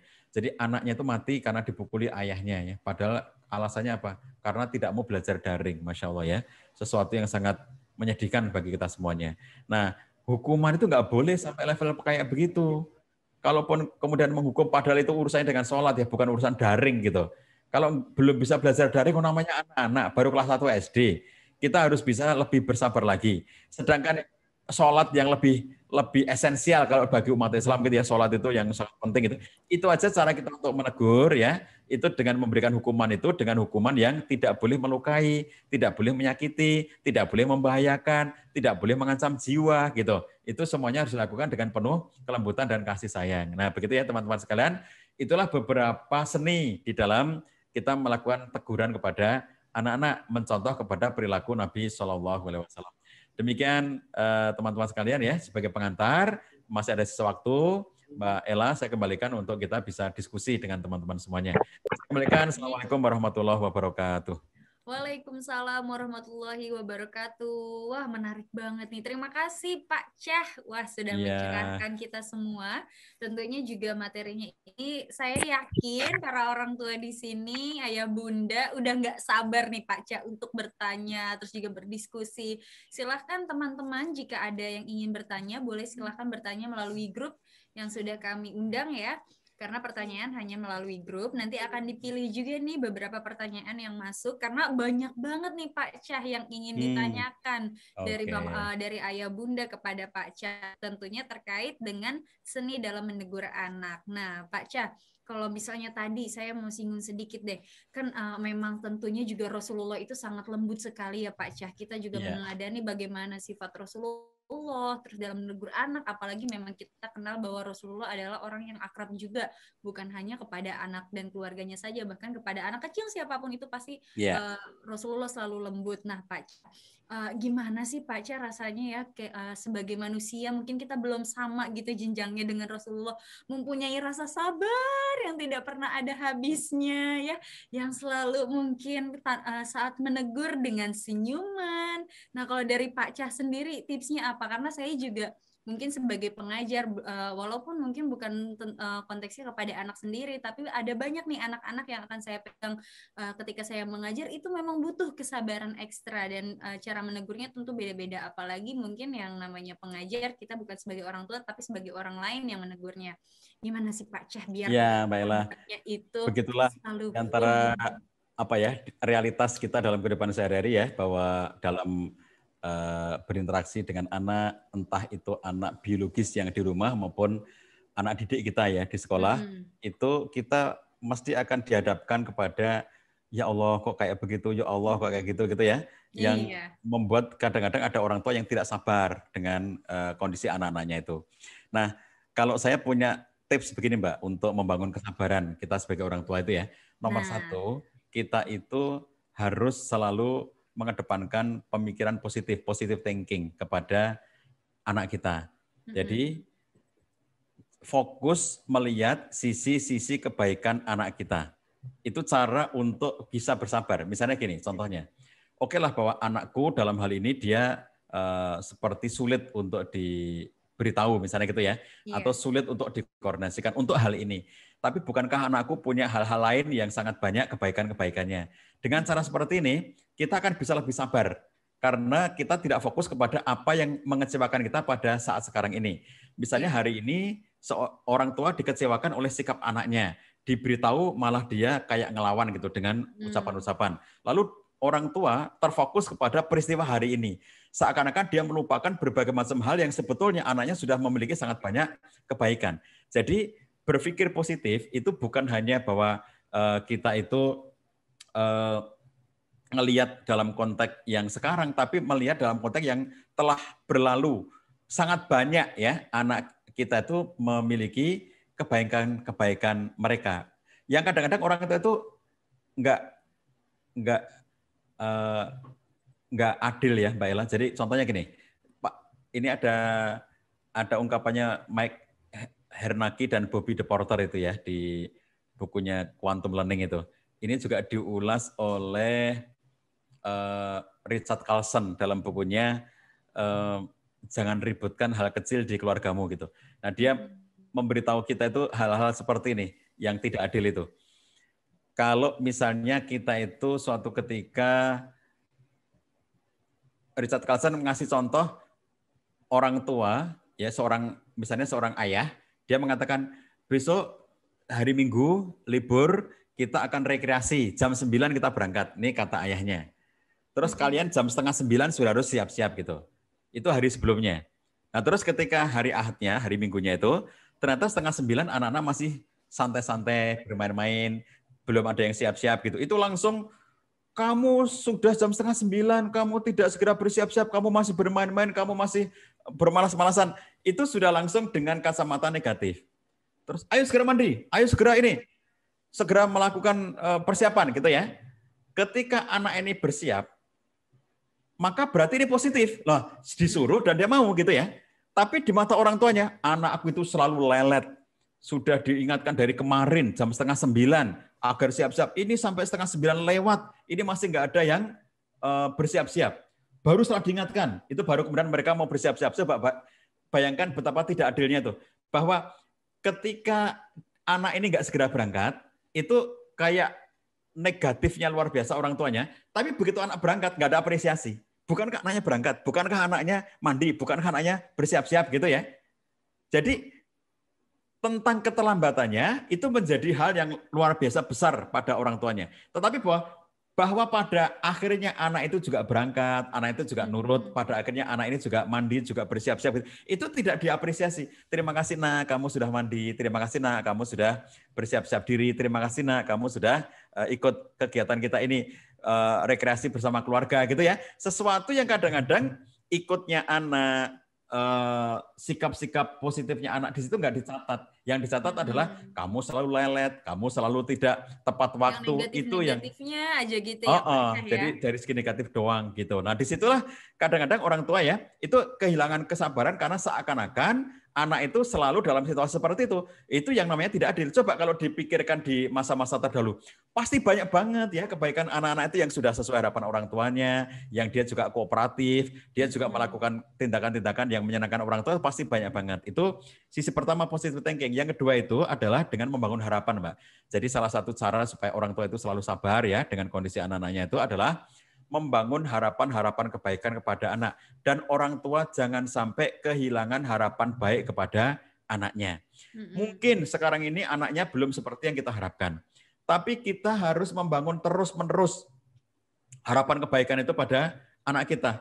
Kayak apapun kondisimu sekarang ini, nak, ayah dan ibu tidak pernah berhenti berharap bahwa kamu akan menjadi anak yang lebih baik. Jadi kalau kita itu selalu menanamkan harapan kebaikan pada anak kita, oke lah sekarang itu kamu belum seperti yang aku harapkan. Tapi bisa jadi suatu ketika nanti kamu itu akan jauh lebih hebat daripada apa yang terjadi saat sekarang ini. Jadi dengan cara pandang seperti itu, membangun harapan terus-menerus itu ya, kita tidak akan kehilangan kesabaran. Oke lah nak, mungkin sekarang ini memang kamu situasinya masih belum seperti harapan ayah ibu. Tapi ayah ibu selalu berharap bahwa suatu ketika kamu akan mendapatkan kebaikan yang jauh dibandingkan dengan hari ini. Nah itu membangun harapan, itu yang membuat kita bisa menjadi sabar. Orang tua yang tidak sabar itu adalah orang tua yang seakan-akan melihat semuanya itu hari ini, sekarang ini. Tidak berpikir, dulu anakku sudah sangat banyak kebaikannya, atau masa depan nanti anakku akan menjadi yang lebih baik karena punya harapan. Jadi inilah salah satu hal ya, sikap ya orang tua yang membuat kita bisa lebih bersabar. Begitu Mbak Ella. Wah, Masya Allah. Terima kasih Pak Cah, menarik banget ya. Dapat juga nih kita tips untuk lebih sabar. Betul, kadang kita hanya fokus ya dengan sesuatu yang mungkin kurangnya saja. Bahkan mungkin kita juga melupakan kebaikan-kebaikan dari anak. Nah itu tadi.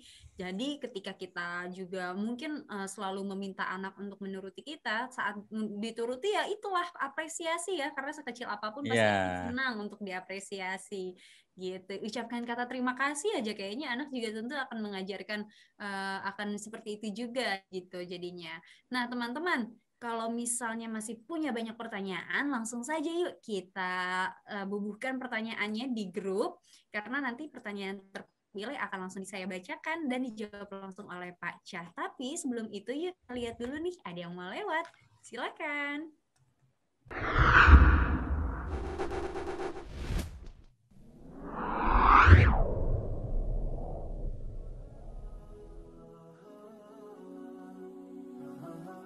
Assalamualaikum warahmatullahi wabarakatuh. Alhamdulillah, masih terus berjalan proses pembangunan Sekolah Tahfiz Generasi Madani yang berlokasi di Jalan Desa Mekarjaya, Kecamatan Panggarangan, Kabupaten Lebak, Banten. Di atas tanah seluas 1,5 hektar ini, insya Allah akan menjadi tempat yang melahirkan para penghafal Al-Quran. Jazakumullah khair kepada kawan bantu yang telah memberikan doa dan dukungan untuk pembangunan Sekolah Tahfiz Generasi Madani.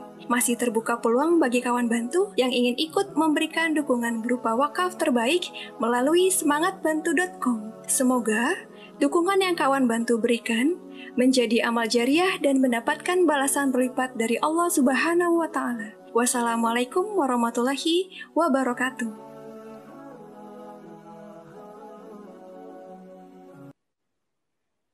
Nah, sahabat, yang tadi kita lihat itu adalah memang sedang berjalan prosesi pembangunan ya untuk Sekolah Tahfiz Quran di Desa Mekarjaya, Kampung Nagajaya, Desa Panggarangan, Kecamatan Panggarangan, Kabupaten Lebak, Provinsi Banten. Jadi di sini saya bersama dengan teman-teman Semangat Klub, yuk kita ngajak teman-teman sahabat semua untuk sama-sama berinfak. Kita juga pastinya mau dong pahala yang gak putus-putus. Dan tentunya kalau misalnya minggu lalu ada yang ingat dengan kajiannya bersama dengan Ustazah Lulung, apapun itu yang kita ingin lakukan kebaikan, semoga menjadi wasilah dan juga penyambung untuk hal-hal yang kita harapkan. Mudah-mudahan dari wakaf dengan harta yang kita keluarkan bisa menjadi doa juga nih ketika kita sampaikannya, semoga dengan wakaf ini menjadikan anak-anak kita anak-anak yang soleh dan solehah. Amin amin ya robbal alamin. Dan tentunya teman-teman bisa langsung saja menghubungi semangatinfak.club di Instagramnya. Dan pastinya yuk gabung juga komunitasnya, karena di komunitas ini tentunya teman-teman juga bisa loh untuk saling berbagi ilmu, terus juga nanti kita akan ingatkan juga nih tentang kebaikan untuk semangat berbagi wakaf dan semangat bantu. Teman-teman juga tentunya dengan mengikuti komunitas Semangat Infak Club bisa juga nih ikutan seperti ini, ada kajian gratis, terus juga ada kelas-kelas seminar internasional dan sebagainya. Pokoknya seru banget. Nah, Pak Cah, kira-kira kalau misalnya dari Pak Cah sendiri untuk wakaf juga tentunya bisa ya Pak Cah, kita saling bersedekah tentunya untuk memohon semoga menjadi wasilah, semoga anak kita menjadi anak yang soleh dan soleha ya Pak ya. Ya. Jadi teman-teman sekalian, ini kalau kita sebagai orang tua itu ya sangat banyak cara kita agar anak-anak kita itu menjadi anak yang baik, anak soleh solehah gitu. Ada pendekatan-pendekatan yang namanya spiritual, ada pendekatan-pendekatan yang namanya edukasi, pendekatan-pendekatan yang namanya pembiasaan dan seterusnya. Salah satunya pendekatan spiritual. Jadi amal-amal solehnya orang tua itu akan menjadi salah satu sarana atau wasilah tadi istilahnya disebutkan oleh Mbak Ella ya, sebagai perbaikan anak kita. Ada penjelasan ulama yang sangat menarik tentang Quran surat Al-Kahfi ketika menceritakan tentang kisahnya Nabi Khidir ya. Ada kisah yang sangat menarik bagaimana Nabi Khidir itu punya perilaku yang sering dianggap sebagai kok kayak begitu, yang tidak dipahami gitu ya oleh Nabi Musa. Lalu akhirnya ungkapan yang disampaikan oleh Allah SWT menceritakan tentang perilaku Nabi Khidir yang merobohkan bangunan itu ya, yang kemudian ditanya, kenapa kamu robohkan itu gitu. Nah, ternyata di bawah bangunan itu kan ada harta perniagaan yang banyak, hartanya orang tua ya, yang diwariskan untuk anaknya yang yatim gitu.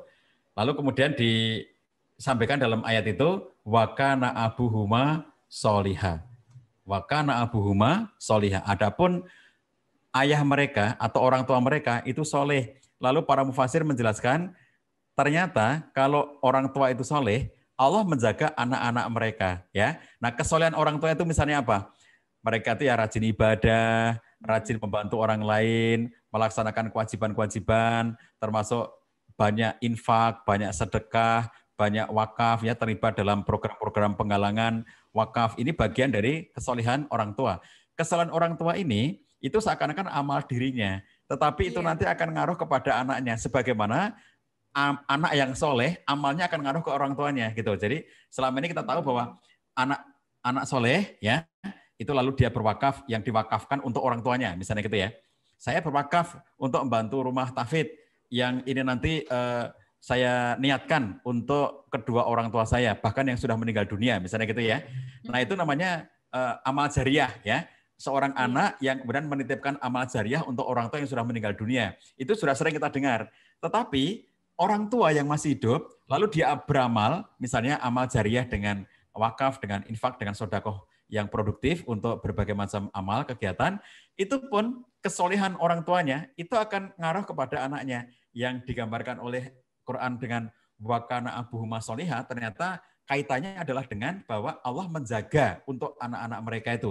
Hartanya dijaga, kebaikannya dijaga, itu karena kesolehan dari orang tuanya. Jadi betul ya teman-teman sekalian, kita berbagi, bersemangat untuk melakukan kebaikan, bersemangat menebarkan kebaikan, bersemangat berkontribusi ya, bersama dengan teman-teman semangat infak ini, kita lakukan yang terbaik, itu tidak hanya untuk diri kita, tapi juga untuk keluarga kita. Kalau Anda statusnya anak, amal Anda itu nanti akan mengalir kepada orang tua Anda. Kalau Anda sebagai orang tua, maka amal Anda itu nanti akan memberikan kebaikan bagi anak Anda. Jadi ini sesuatu yang sifatnya antara orang tua dengan anak, itu timbal balik yang itu semuanya akan mendapatkan pahala kebaikan dan nilai-nilai kebaikan dari apa yang dilakukan. Begitu Mbak Ella, betul ya? Allah. Nah, jadi semangat ya teman-teman untuk kita saling berbagi, berinfak dan juga berwakaf.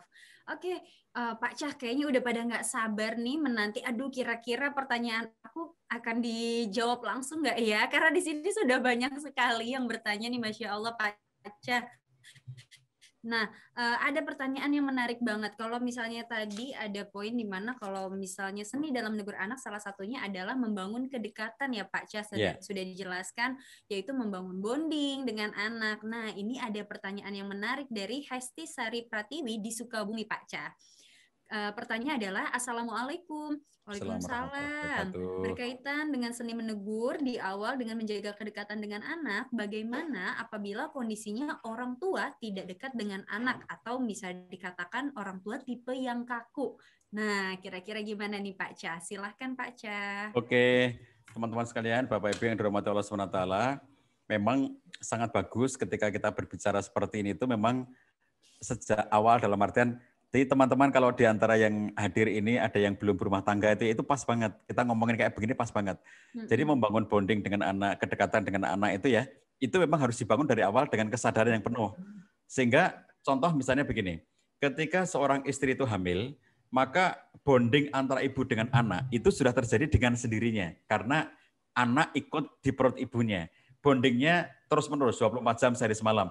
9 bulan 10 hari sepanjang anak itu dalam perutnya si ibu, anak akan terus-menerus nafasnya bareng dengan nafas ibunya, makanannya, nutrisinya bareng dengan makanan ibunya, dan luar biasa bondingnya. Nah, bagaimana ayah? Supaya ayah itu ada bondingnya, maka dia harus menyengaja ya melakukan tindakan untuk membonding dirinya dengan anak. Mengelus-elus perut istrinya, memberikan rasa cinta dan kasih sayang itu dengan backup yang memadai, berikan perhatian yang penuh kepada istri di saat hamil, berikan dukungan agar istri merasa nyaman dengan kehamilannya, dan berbagai survei menunjukkan bahwa ibu hamil yang bahagia itu akan melahirkan anak-anak yang mereka itu memiliki kondisi yang kokoh, kalau istilahnya WHO itu kokoh dan berprestasi. Jadi kokoh itu artinya dia punya kepribadian. Nanti ketika dia remaja, nanti ketika dia dewasa, karena sejak dalam kandungannya, ibu itu sudah ibu yang bahagia, anak ini ternyata tumbuh berkembang optimal, otaknya pertumbuhannya optimal, volume hipokampus di otaknya berkembang dengan optimal. Itu karena anak ini dia berada dalam situasi yang happy di masa ibunya hamil itu happy gitu. Lalu ternyata berpengaruh kepada dirinya sampai dengan dirinya masa dewasa. Nah, jadi dari mana ibunya happy? Karena dia mendapatkan backup yang penuh dari suaminya. Coba bayangkan kalau istri hamil suaminya tidak peduli, istri hamil suaminya malah melakukan tindakan-tindakan yang tidak terpuji gitu ya. Itu bikin stres, bikin depresi dari sang ibu. Jadi kalau ibu depresi, ngaruh kepada anaknya dalam bentuk volume otaknya mengecil, volume hipokampus di otaknya mengecil, dan itu menyebabkan anak itu menjadi anak yang rapuh, tidak menjadi anak yang tangguh. Nah, jadi ternyata untuk membangun kedekatan memang tidak bisa instan gitu ya. Jadi dia harus dibangun. Jadi kalau ayah itu harus membangun diri dengan backup sepenuhnya istrinya di masa kehamilan. Itu langsung gitu bondingnya itu. Bahwa istrinya merasa terlindungi oleh suaminya, terbackup oleh suaminya, kehamilannya dijaga bersama dengan suaminya, diantar periksa ke dokter atau ke tempat-tempat klinik kesehatan gitu ya, sehingga dia merasa tercukupi, dia merasa nyaman bersama dengan suaminya. Di sisi yang lainnya, ketika dia berada dalam situasi melahirkan, ya setelah melahirkan, suaminya itu dia menjaga, ikut menemani. Ketika anak sudah lahir, maka suaminya setelah bayi itu dibersihkan oleh tim medis ya, darahnya semuanya dibersihkan, lalu sudah selesai dibersihkannya itu, medis, semua tenaga paramedis itu mesti menggunakan sarung tangan. Tapi ketika ayah mengambil bayi yang baru lahir itu ya dari tenaga kesehatan yang setelah membersihkannya, tidak pakai sarung tangan. Sentuhan kulit pertama kali bayi itu ketemu dengan kulit ayahnya. Lalu diazankan di telinga kanan anak. Ini seperti mazhabnya Imam Syafi'i, kalau anak baru lahir itu diazankan di telinga kanan anak. Sebab kalau mazhabnya Imam Malik enggak ya. Jadi kalau di mazhabnya Imam Syafi'i dia menyarankan bahwa ini sunnah Nabi, kata Imam Syafi'i, bahwa ini adalah hal yang baik untuk anak kita. Itu bonding ya. Jadi azan di telinga kanan anak itu bonding dari ayah. Jadi kalau yang ditanamkan kepada anak memang adalah nilai-nilai tauhid, tapi bukan hanya itu. Kalau babnya hanya menanamkan nilai tadi itu, kita bisa memberikan rekaman ya kepada anak kita itu. Misalnya, nah ini ada suara azan, bagus banget nih. Kamu dengarkan ditaruh di telinga kanan anaknya, diperdengarkan azan. Loh bukan dengan rekaman, tapi dengan suara ayahnya ya. Jadi tadi tangan ya, kulitnya ayah ketemu dengan kulitnya bayi, itu sudah bonding yang luar biasa, membangun kedekatan yang luar biasa. Lalu diazankan di telinga kanan anak, itu juga suara yang pertama kali didengar oleh anaknya adalah suara ayahnya. Itu bonding yang luar biasa. Lalu kalau ibu setelah anak itu lahir sampai dengan 2 tahun kan akan menyusui anaknya. Kalau penuh itu sampai 2 tahun atau kurang dari itu ya, tergantung situasi dan kondisi. Tapi peristiwa menyusui bagi ibu itu adalah peristiwa bonding yang luar biasa kuatnya. Nah, lalu di mana suami? Maka para suami itu bisa membonding diri dengan jalan dia harus lebih sering untuk memandikan anak. Memandikan anak itu peristiwa bonding bagi para suami untuk memandikan anak-anaknya. Jadi harusnya pembagian tugas itu ya antara suami dan istri. Kalau istri itu karena hal-hal yang terkait dengan fitrah dirinya menyusui anak gitu ya, sudah pasti itu harus dilakukan oleh ibu. Maka para suami itu membonding diri dengan anak itu, kalau mandikan ya bayi itu lebih banyak suami yang menghandle, suami yang mandikan anaknya. Coba perhatikan praktek memandikan anak. Itu total body contact, ya enggak? Ini kepala bayi, dilus depannya, belakangnya, ini punggung belakang, depannya, kakinya 2, tangannya 2, dilus seluruh bagian kan, sampai jari-jarinya. Loh, peristiwa mandikan bayi itu peristiwa bonding yang luar biasa hebatnya, karena mengelus semua bagian tubuh anak itu, luar biasa kan. Nah jadi kalau sudah melakukan tindakan kayak begitu ya, sejak masa kehamilan sudah dijaga, kelahirannya dijaga, kemudian diambil oleh si ayah, diazankan. Bayangkan ya, bonding yang sudah tercipta kayak begitu. Maka dia tidak akan mengalami peristiwa yang jauh dengan anaknya. Kenapa? Sudah membonding gitu. Nah sekarang pertanyaannya, kalau sudah terlanjur jauh, itu ya harus mendekat dengan sepenuh kesadaran. Karena harusnya kayak tadi itu, Jadi nanti lain waktu teman-teman semangat infak bikin kelas-kelas yang lebih spesifik ya Mbak Ella, kayak sekolah calon ayah, sekolah calon ibu gitu-gitu ya. Boleh. Itu menarik sekali Pak Cah. Ya, jadi kayak begini nih biar ilmunya itu sudah disiapkan sejak mereka belum jadi ayah, belum jadi ibu. Waktu kami bikin di rumah kami ya, sebelum pandemi dulu kami bikin namanya sekolah ayah. Sekolah ayah itu isinya para ayah dan calon ayah. Nah, ada seorang ayah yang ketika kita beritahukan bahwa ayah itu harusnya membonding diri dengan mengambil bayi ketika sudah selesai dari tenaga medis, terus diazankan di telinga kanan anaknya, terus kemudian lebih sering memandikannya karena itu cara bonding yang luar biasa. Kata seorang ayah, lah sudah lewat semua itu Pak Zah, sudah lewat semua. Anak saya sekarang sudah gede-gede dan dulu saya nggak kayak begitu itu, kata dia gitu. Sayangnya ilmunya baru saya tahu sekarang lah. Jadi kan supaya tidak berulang-ulang yang orang-orang yang telanjur kayak begitu itu mestinya kan ilmu kayak begini. Bagaimana kok sampai ada orang tua yang merasa jauh dari anak, tidak dekat dengan anak? Itu pasti ada kurang bonding dari awalnya, gitu ya. Nah ini sesuatu yang kemudian kita lihat perlu disampaikan kepada yang belum jadi ayah, belum jadi ibu, supaya mereka nanti bisa membonding itu dari awal gitu ya. Bagi yang sudah terlanjur, tidak pernah ada yang terlambat ya, tidak ada yang terlambat. Kita bisa melakukan kapan saja dengan jalan kita melakukan proses pendekatan kepada anak, menjadi sahabat bagi anak, ngobrol dengan anak, punya waktu bersama dengan anak, berdiskusi dengan mereka. Ini sesuatu yang menyebabkan kita bisa menjadi lebih dekat dengan anak-anak kita. Begitu Mbak Ella, maka kalau masih ada yang lain. Oke, baik. Terima kasih Pak Cah. Nah, menarik banget ya. Dan tadi sudah lengkap kayaknya. Kalau misalnya untuk jawaban Pak Cah dari paket lengkapnya, ternyata memang bonding itu memang harus sudah kita tanamkan dan kita ketahui nih gimana caranya membangun kedekatan anak. Bahkan mungkin persiapan juga untuk yang belum berkeluarga dan sebagainya. Kalau terlanjur, nah itu tadi betul nggak ada kata terlambat ya, sahabat ya.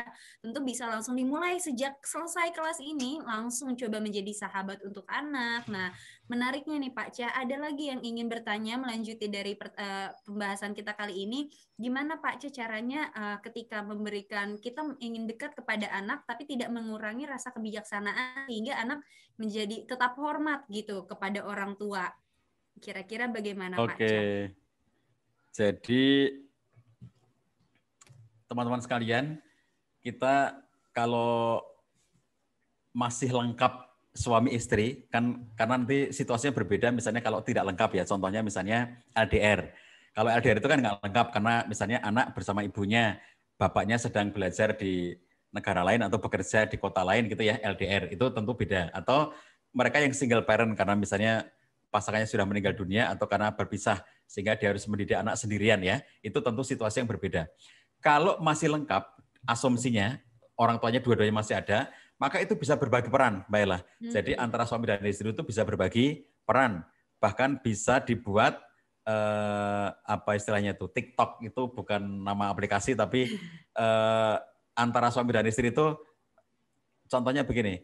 Kalau istri itu karena seharian ngurusi anak, lalu emosi dengan anaknya mulai marah-marah gitu, maka suaminya datang. Udah, ini anaknya biar aku yang handle, kamu ngurusi yang lainnya gitu. Supaya tidak terlampiaskan kemarahannya pada anak. Diselamatkan dalam tanda petik oleh suaminya. Sama dengan ketika suaminya sudah merasa capek, dia dengan anak-anak sudah mulai kelihatan uring-uringan gitu ya, sudah mulai marah-marah, istrinya datang. Udah, anak-anak biar aku yang handle, kamu urus yang lainnya. Nah itu cara kerjasama antara suami dan istri. Demikian pula dalam kaitan dengan kita berinteraksi dengan anak itu ya, itu kemudian ada peran-peran yang bisa diciptakan antara suami dan istri itu.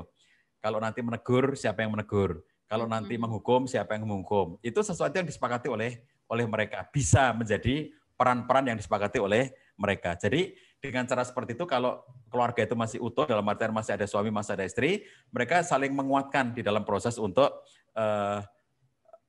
berinteraksi dengan anak-anak. Beda dengan kalau sendirian ya. Kalau sendirian, maka kalau orang mengatakan life must goes on, ya harus apapun dijalankan ya, meskipun sendirian, tapi tidak boleh berputus asa. Meskipun hanya mendidik sendirian, tidak ada pasangan, oke, itu situasi yang memang harus dihadapi dan tidak boleh berputus asa untuk melakukan itu semuanya. Salah satu cara untuk supaya kita tetap tadi, kira-kira kalau saya bahasakan pertanyaan tadi begini, bagaimana kedekatan kita itu tidak menghalangi kita untuk bisa menegur anak, misalnya gitu ya. Bagaimana bahwa orang tua dekat banget dengan anak, lalu kemudian kita menegur, satu sisi anak tetap hormat dengan orang tua. Sisi yang lainnya kedekatan tetap terjaga gitu kan. Yeah. Nah, jadi teman-teman sekalian dalam kondisi-kondisi di mana kita menegur itu ya akan lebih bagus apabila kita sudah memiliki beberapa komitmen atau kesepakatan-kesepakatan di dalam rumah tangga kita. Misalnya bahwa rumah tangga kita ini ya kita gunakan, kita lakukan ajaran-ajaran Islam di dalam rumah tangga kita. Kita sebagai keluarga Muslim, maka kemudian kita gunakan ajaran-ajaran Islam. Bagaimana tata cara kehidupan yang Islami kita tegakkan di rumah kita. Maka salah satunya adalah kita saling menasihati, saling menegur, saling mengingatkan. Itu sudah kita omongin, termasuk ketika misalnya contoh situasi-situasi pandemi lalu anak kita belajar dari rumah banyak menggunakan gadget gitu. Kita sudah ngomongin dari awal, nak, gadget ini dipakai kamu untuk belajar. Maka bapak dan ibu boleh ya kapanpun nanti untuk ngelihat isi gadget kamu. Sesekali waktu nanti bapak dan ibu pengen tahu apa yang kamu akses lewat gadget kamu. Diomongin duluan. Jadi bukan diam-diam. Misalnya mengintip, diam-diam, menyadap apa yang diakses anaknya. Lalu sampai ketahuan bahwa anaknya ternyata mengakses hal-hal yang tidak baik. Nah, cara-cara seperti itu tidak menyenangkan bagi anak, tidak baik bagi anak, karena anak merasa aku tidak dipercaya. Tapi kalau sudah diomongin, nak, ini handphone dipinjamkan kepada kamu selama masa daring, karena memang kamu harus belajar dengan cara ini. Tetapi kapanpun bapak dan ibu akan mengambil, melihat apa yang kamu akses. Jadi ketika suatu ketika bapak datang, ibu datang dari bekerja misalnya ya, lalu dia bilang, nak, bapak pengen lihat handphone kamu, bapak pengen tahu apa isinya, lalu dia lacak misalnya gitu ya. Anak merasa bahwa memang sudah ada omongan sebelumnya. Jadi anak sudah tahu. Ya, gitu. Pak? Ya, sudah ada kesepakatan sebelumnya. Nah ini diantara cara ya bahwa ketika ayah ibu melakukan suatu tindakan tertentu itu bukan dalam konteks memata-matai atau kayak menjebak atau kayak kemudian berperilaku seperti nanti ini supaya dia ketangkap tangan kalau istilah KPK itu ya, ketangkap tangan anakku sedang melakukan, tidak kayak begitu karena anak nanti merasa aku ternyata dimata-matai terus sama ayah ibuku. Nanti dia bisa merasa tidak dipercaya dan bahkan dia nanti akan melakukan tindakan untuk dalam tanda petik melawan apa yang dilakukan oleh orang tuanya itu gitu. Dengan jalan dia semakin tidak jujur dengan orang tuanya dan itu akan berbahaya bagi mereka. Begitu ya Mbak Ella, mangga kalau masih ada yang lainnya. Terima kasih Pak Cah. Betul, kalau misalnya disimpulkan dari jawaban Pak Cah tadi, kuncinya adalah di komunikasi ya Pak Cah ya. Komunikasi yang baik antara orang tua dan anak tentunya membuat saling berkesinambungan. Anaknya juga merasa, tahu kesepakatannya sudah ada, orang tua juga tidak, karena tidak terlalu percaya sama anak juga tidak baik ya Pak Cah. Dikit-dikit, ini ngapain nih? Ini anak ngapain nih? Ya, selalu memata-matai juga tentu tidak baik. Harus ada rasa percaya pada anak dan tentunya harus memberikan pengertian juga ya Pak Cah ya kepada anak bahwa mungkin betul. Ada suatu saat mungkin nanti ada diperiksa HP-nya atau sebagainya. Nah betul, itu tadi kesimpulannya adalah komunikasi yang baik. Tentunya kalau misalnya teman-teman, para sahabat sudah memiliki komunikasi yang baik, insya Allah kedekatan antara Ananda dengan ayah bunda juga akan semakin terbangun dengan baik juga.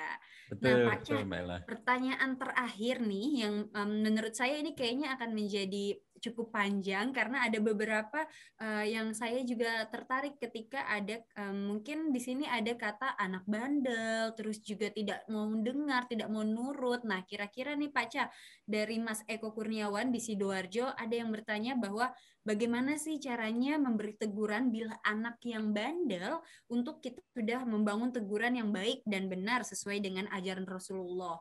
Nah, kira-kira bagaimana tuh Pak Cah? Iya. Dari awal mungkin kita sepakatin dulu ya Pak Cah ya, yang ingin saya tanyakan, boleh nggak sih Pak Cah kita melabeli anak dengan kata bandel? Nah ya betul Mbak. Ini menarik ya yang pertanyaan terakhir Mbak Ella ini. Jadi suatu ketika saya diminta oleh seorang teman itu untuk memberikan kata pengantar beliau menulis buku, lalu minta kepada saya untuk saya memberikan kata pengantar. Beliau bercerita tentang anaknya. Jadi buku itu bercerita tentang anaknya. Lalu anaknya itu anak perempuan dan dia mengatakan di judul bukunya itu sendiri itu sudah ada kata-kata yang dari awal saya nggak serak. Dia mengatakan bahwa bagaimana mendidik anak yang tomboy, ada kata-kata tomboy begitu. Jadi bagaimana agar anakku yang tomboy ini tetap menjadi baik, itu bahkan masuk menjadi bagian dari judulnya. Lalu kemudian di beberapa bagiannya memang kemudian dia menceritakan tentang anaknya perempuan itu yang tomboy dan kemudian dia berusaha untuk tetap meluruskan anak ini agar tetap berada dalam fitrahnya. Saya bilang begini, saya kok rasanya keberatan ya dengan istilah tomboy itu yang kamu sematkan kepada anak kamu. Kalau misalnya kamu itu pengen bercerita bagaimana cara mendidik anak yang tomboy agar dia tetap menjadi anak yang baik, nah itu tanpa melebeli bahwa itu adalah anaknya, nah saya masih bisa menerima, saya bilang, karena itu tidak bercerita tentang seseorang. Tapi kalau kamu bercerita tentang anakmu sendiri dan kamu mengatakan bahwa dia tomboy, nah sekarang pertanyaan saya adalah, apakah itu nyaman bagi anak kamu bahwa dia dilebeli dengan tomboy? Misalnya gini, sekarang anaknya masih kecil ya, karena masih SD kan, tapi buku ini tercetak. Lalu kemudian suatu ketika anaknya nanti tumbuh jadi SMP, jadi SMA, jadi kuliah gitu. Mungkin nggak suatu masa nanti dia akan mengatakan, karena aku memang disebut tomboy, ya sudahlah aku begini terus misalnya. Atau ibuku memalukan aku bahwa dicerita-ceritain aku itu tomboy, padahal aku sekarang sudah menjadi lebih baik, misalnya gitu ya. Karena kata tomboy yang dilekatkan pada anak perempuan itu secara umum memiliki penilaian yang kurang positif gitu ya, secara umum loh ya. Jadi oh dia cewek tapi tomboy misalnya gitu. Itu secara umum itu memiliki nilai yang kurang positif. Lah itu saya juga terus terang yang seperti itu merasa kurang nyaman ya Mbak Ella. Jadi akhirnya saya bilang sama dia, saya keberatan memberi kata pengantar kalau konteksnya seperti ini. Tapi kalau kamu mau mengubah tomboynya dihilangkan, kamu cari istilah lain yang lebih nyaman bagi anak kamu. Saya konteksnya justru saya lebih peduli dengan anak kamu. Maksud saya, kenapa saya berikan peringatan seperti ini? Saya khawatir bahwa buku kamu yang bermaksud baik ini nanti ternyata justru membuat anak kamu tidak nyaman dengan buku ini gitu. Dan itu dampaknya malah menjadi jangka panjang gitu ya. Nah, jadi begitu. Kalau kita bicara umum misalnya bagaimana mengurusi anak bandel, itu nggak apa-apa ya, karena kita sedang berbicara tentang umum bahwa ada anak-anak yang memang realitasnya mereka itu bandel gitu.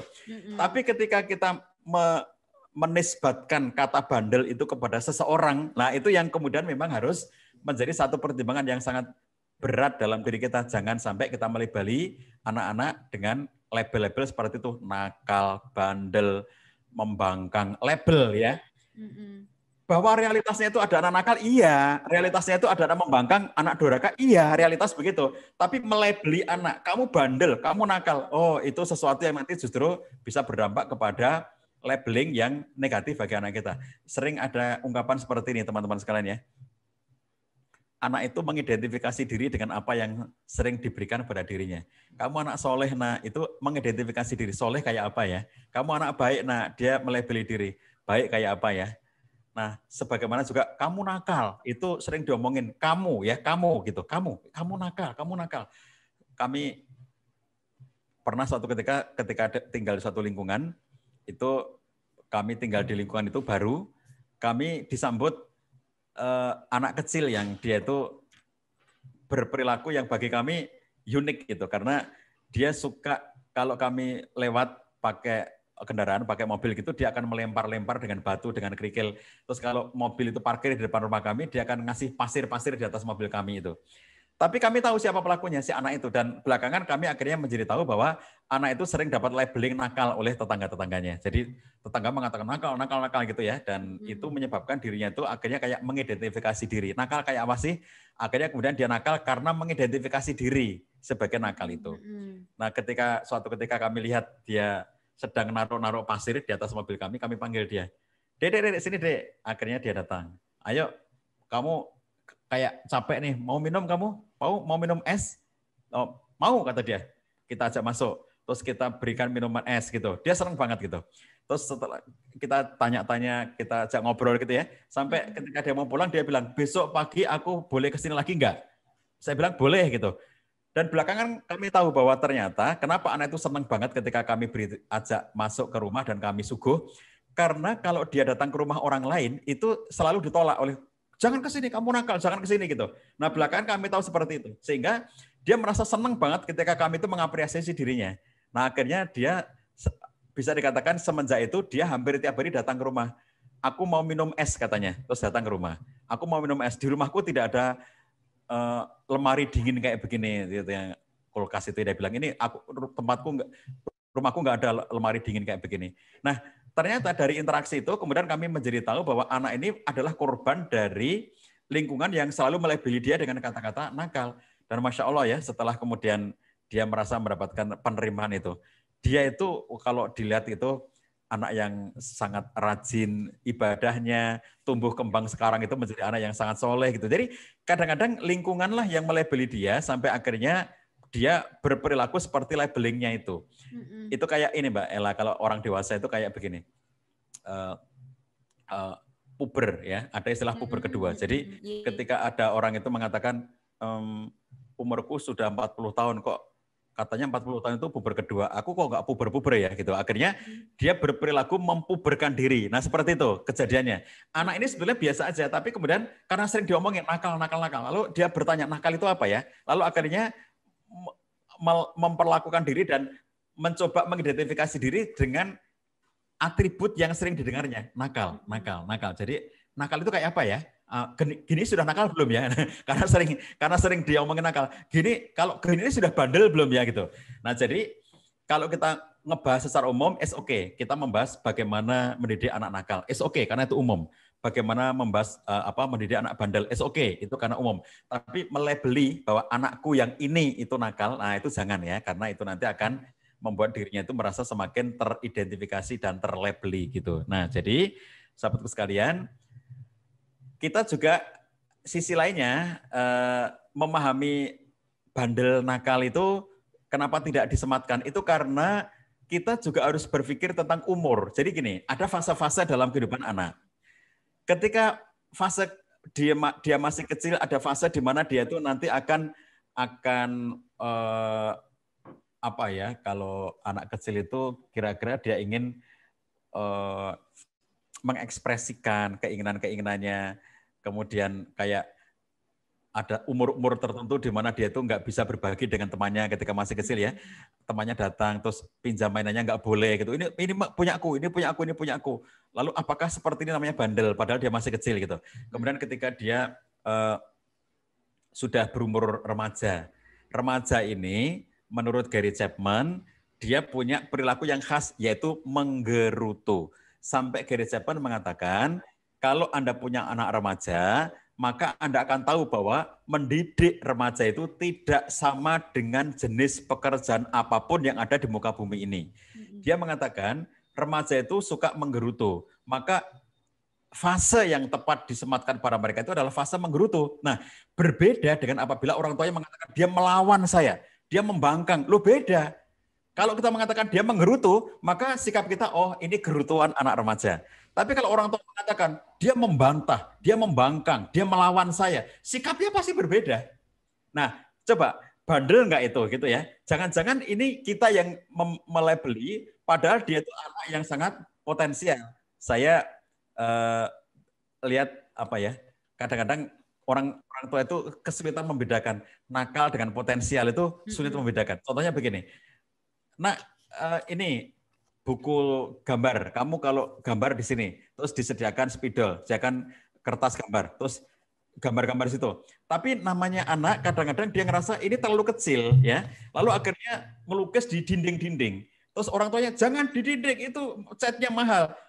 Lalu karena anaknya tetap melukis di dinding, lalu bandel kamu. Nah, betul kayak itu bandel? Nakal kamu ngecat di dinding, ngelukis di dinding. Padahal sudah disediakan kertas-kertas itu. Padahal kalau kita lihat energi potensial anak ini itu tidak bisa diwadahi oleh kertas-kertas gambar yang kecil itu. Jadi dia punya energi potensial yang besar yang akhirnya melebar ya kemana-mana. Jadi anak saya itu ketika masih kecil, sekarang anak saya yang saya cerita ini sudah punya anak gitu ya. Tapi dulu ketika anak saya ini masih kecil, masih SD, itu dinding rumah kami itu selalu penuh coret-coretan. Bukan hanya dindingnya, tetapi pintu rumah, bahkan almari gitu. Jadi almari itu coret-coretan semuanya, pintu rumah, jendela rumah, dinding rumah. Jadi kami itu karena itu rumah kontrakan, kami harus memperbaiki terus catnya. Nanti 1 semester sekali kami cat, sehingga bersih lagi. Nanti sebentar lagi sudah mulai coret-coretan lagi. Nah, kita tidak mulai nakal kamu, bukan begitu. Kita memahami itu energi potensial yang luar biasa, yang kadang-kadang orang tua tidak bisa menyalurkannya dengan positif. Nah, itulah sebabnya orang tua itu punya kewajiban bagaimana caranya agar energi-energi ini teroptimalkan dengan jalan yang positif, konstruktif, yang akan menjadi optimalisasi bagi dirinya. Nah, kalau tidak seperti itu, malah dihambat. Enggak boleh lah. Terus dia dibatasi hanya di kertas-kertas yang kecil. Lah, energi dia itu jauh lebih gede daripada itu. Potensi dia lebih gede daripada itu. Kita membatasinya sendiri, kita mengkerdilkannya sendiri. Jadi oleh karena itu, kita tentu harus berhati-hati dalam konteks labeling ya. Kita melihat dalam perspektif yang positif. Tadi saya bilang positive thinking itu, Masya Allah ya, anakku ini potensinya luar biasa. Jadi bukan berpikir negatif, nakalnya bukan main, bukan begitu kan? Tapi luar biasa potensi yang diberikan oleh Allah kepada anakku, dan aku sebagai orang tua, aku harus pandai untuk mengelolanya. Begitu teman-teman sekalian, Mbak Ella, saya mohon maaf kalau ada yang tidak berkenan bagi teman-teman semuanya dan teman-teman dari komunitas Semangat Infak ya, mudah-mudahan sukses selalu dan kita bisa bertemu dalam kesempatan-kesempatan yang lain. Semoga keluarga kita semuanya menjadi keluarga yang sakinah mawaddah warahmah. Mudah-mudahan kelak kita semuanya dan yang sudah dikaruniai putra menjadi putra-putri yang soleh dan solihah, yang belum dikaruniai jodoh, mudah-mudahan Allah karuniakan jodoh yang soleh dan solihah yang bisa mengantar menuju kepada surganya Allah SWT. Mudah-mudahan Allah berikan kepada kita rezeki yang lancar dan penuh berkah, dan kelak kita semuanya bisa berkumpul di jannah surganya Allah SWT. Billahi taufiq wal hidayah. Assalamualaikum warahmatullahi wabarakatuh.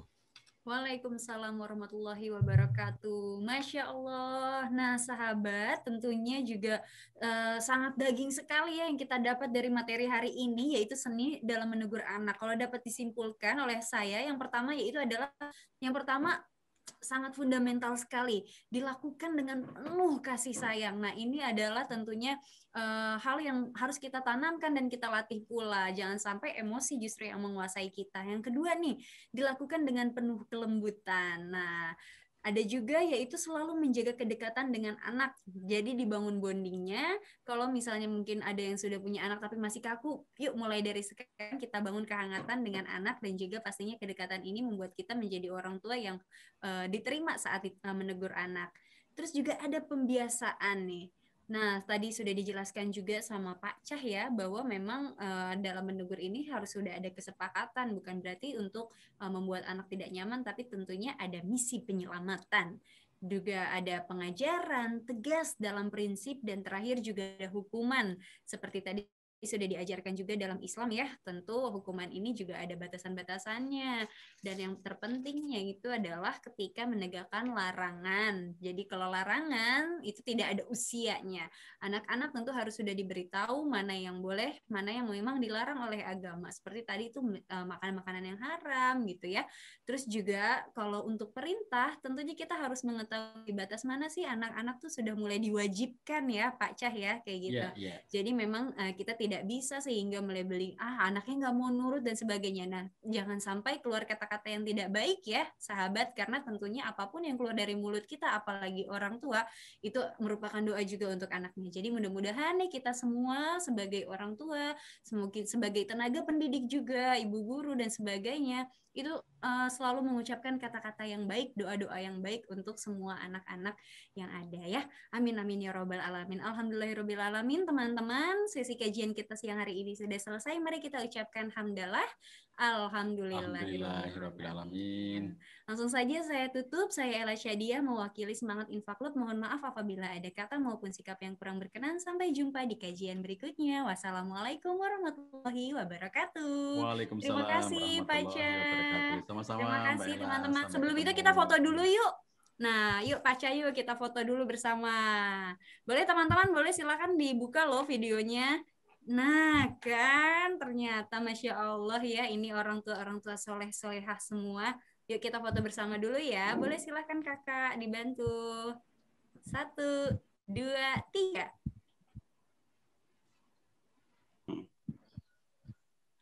Oke, alhamdulillahirobbilalamin. Wah, ada yang sedang di jalan ya. Saya melihat ada yang sedang di kantor. Mudah-mudahan semuanya selalu sehat ya.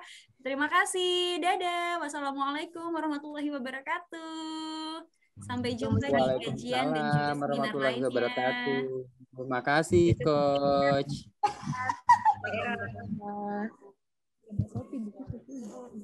Ya, Mbak DJ.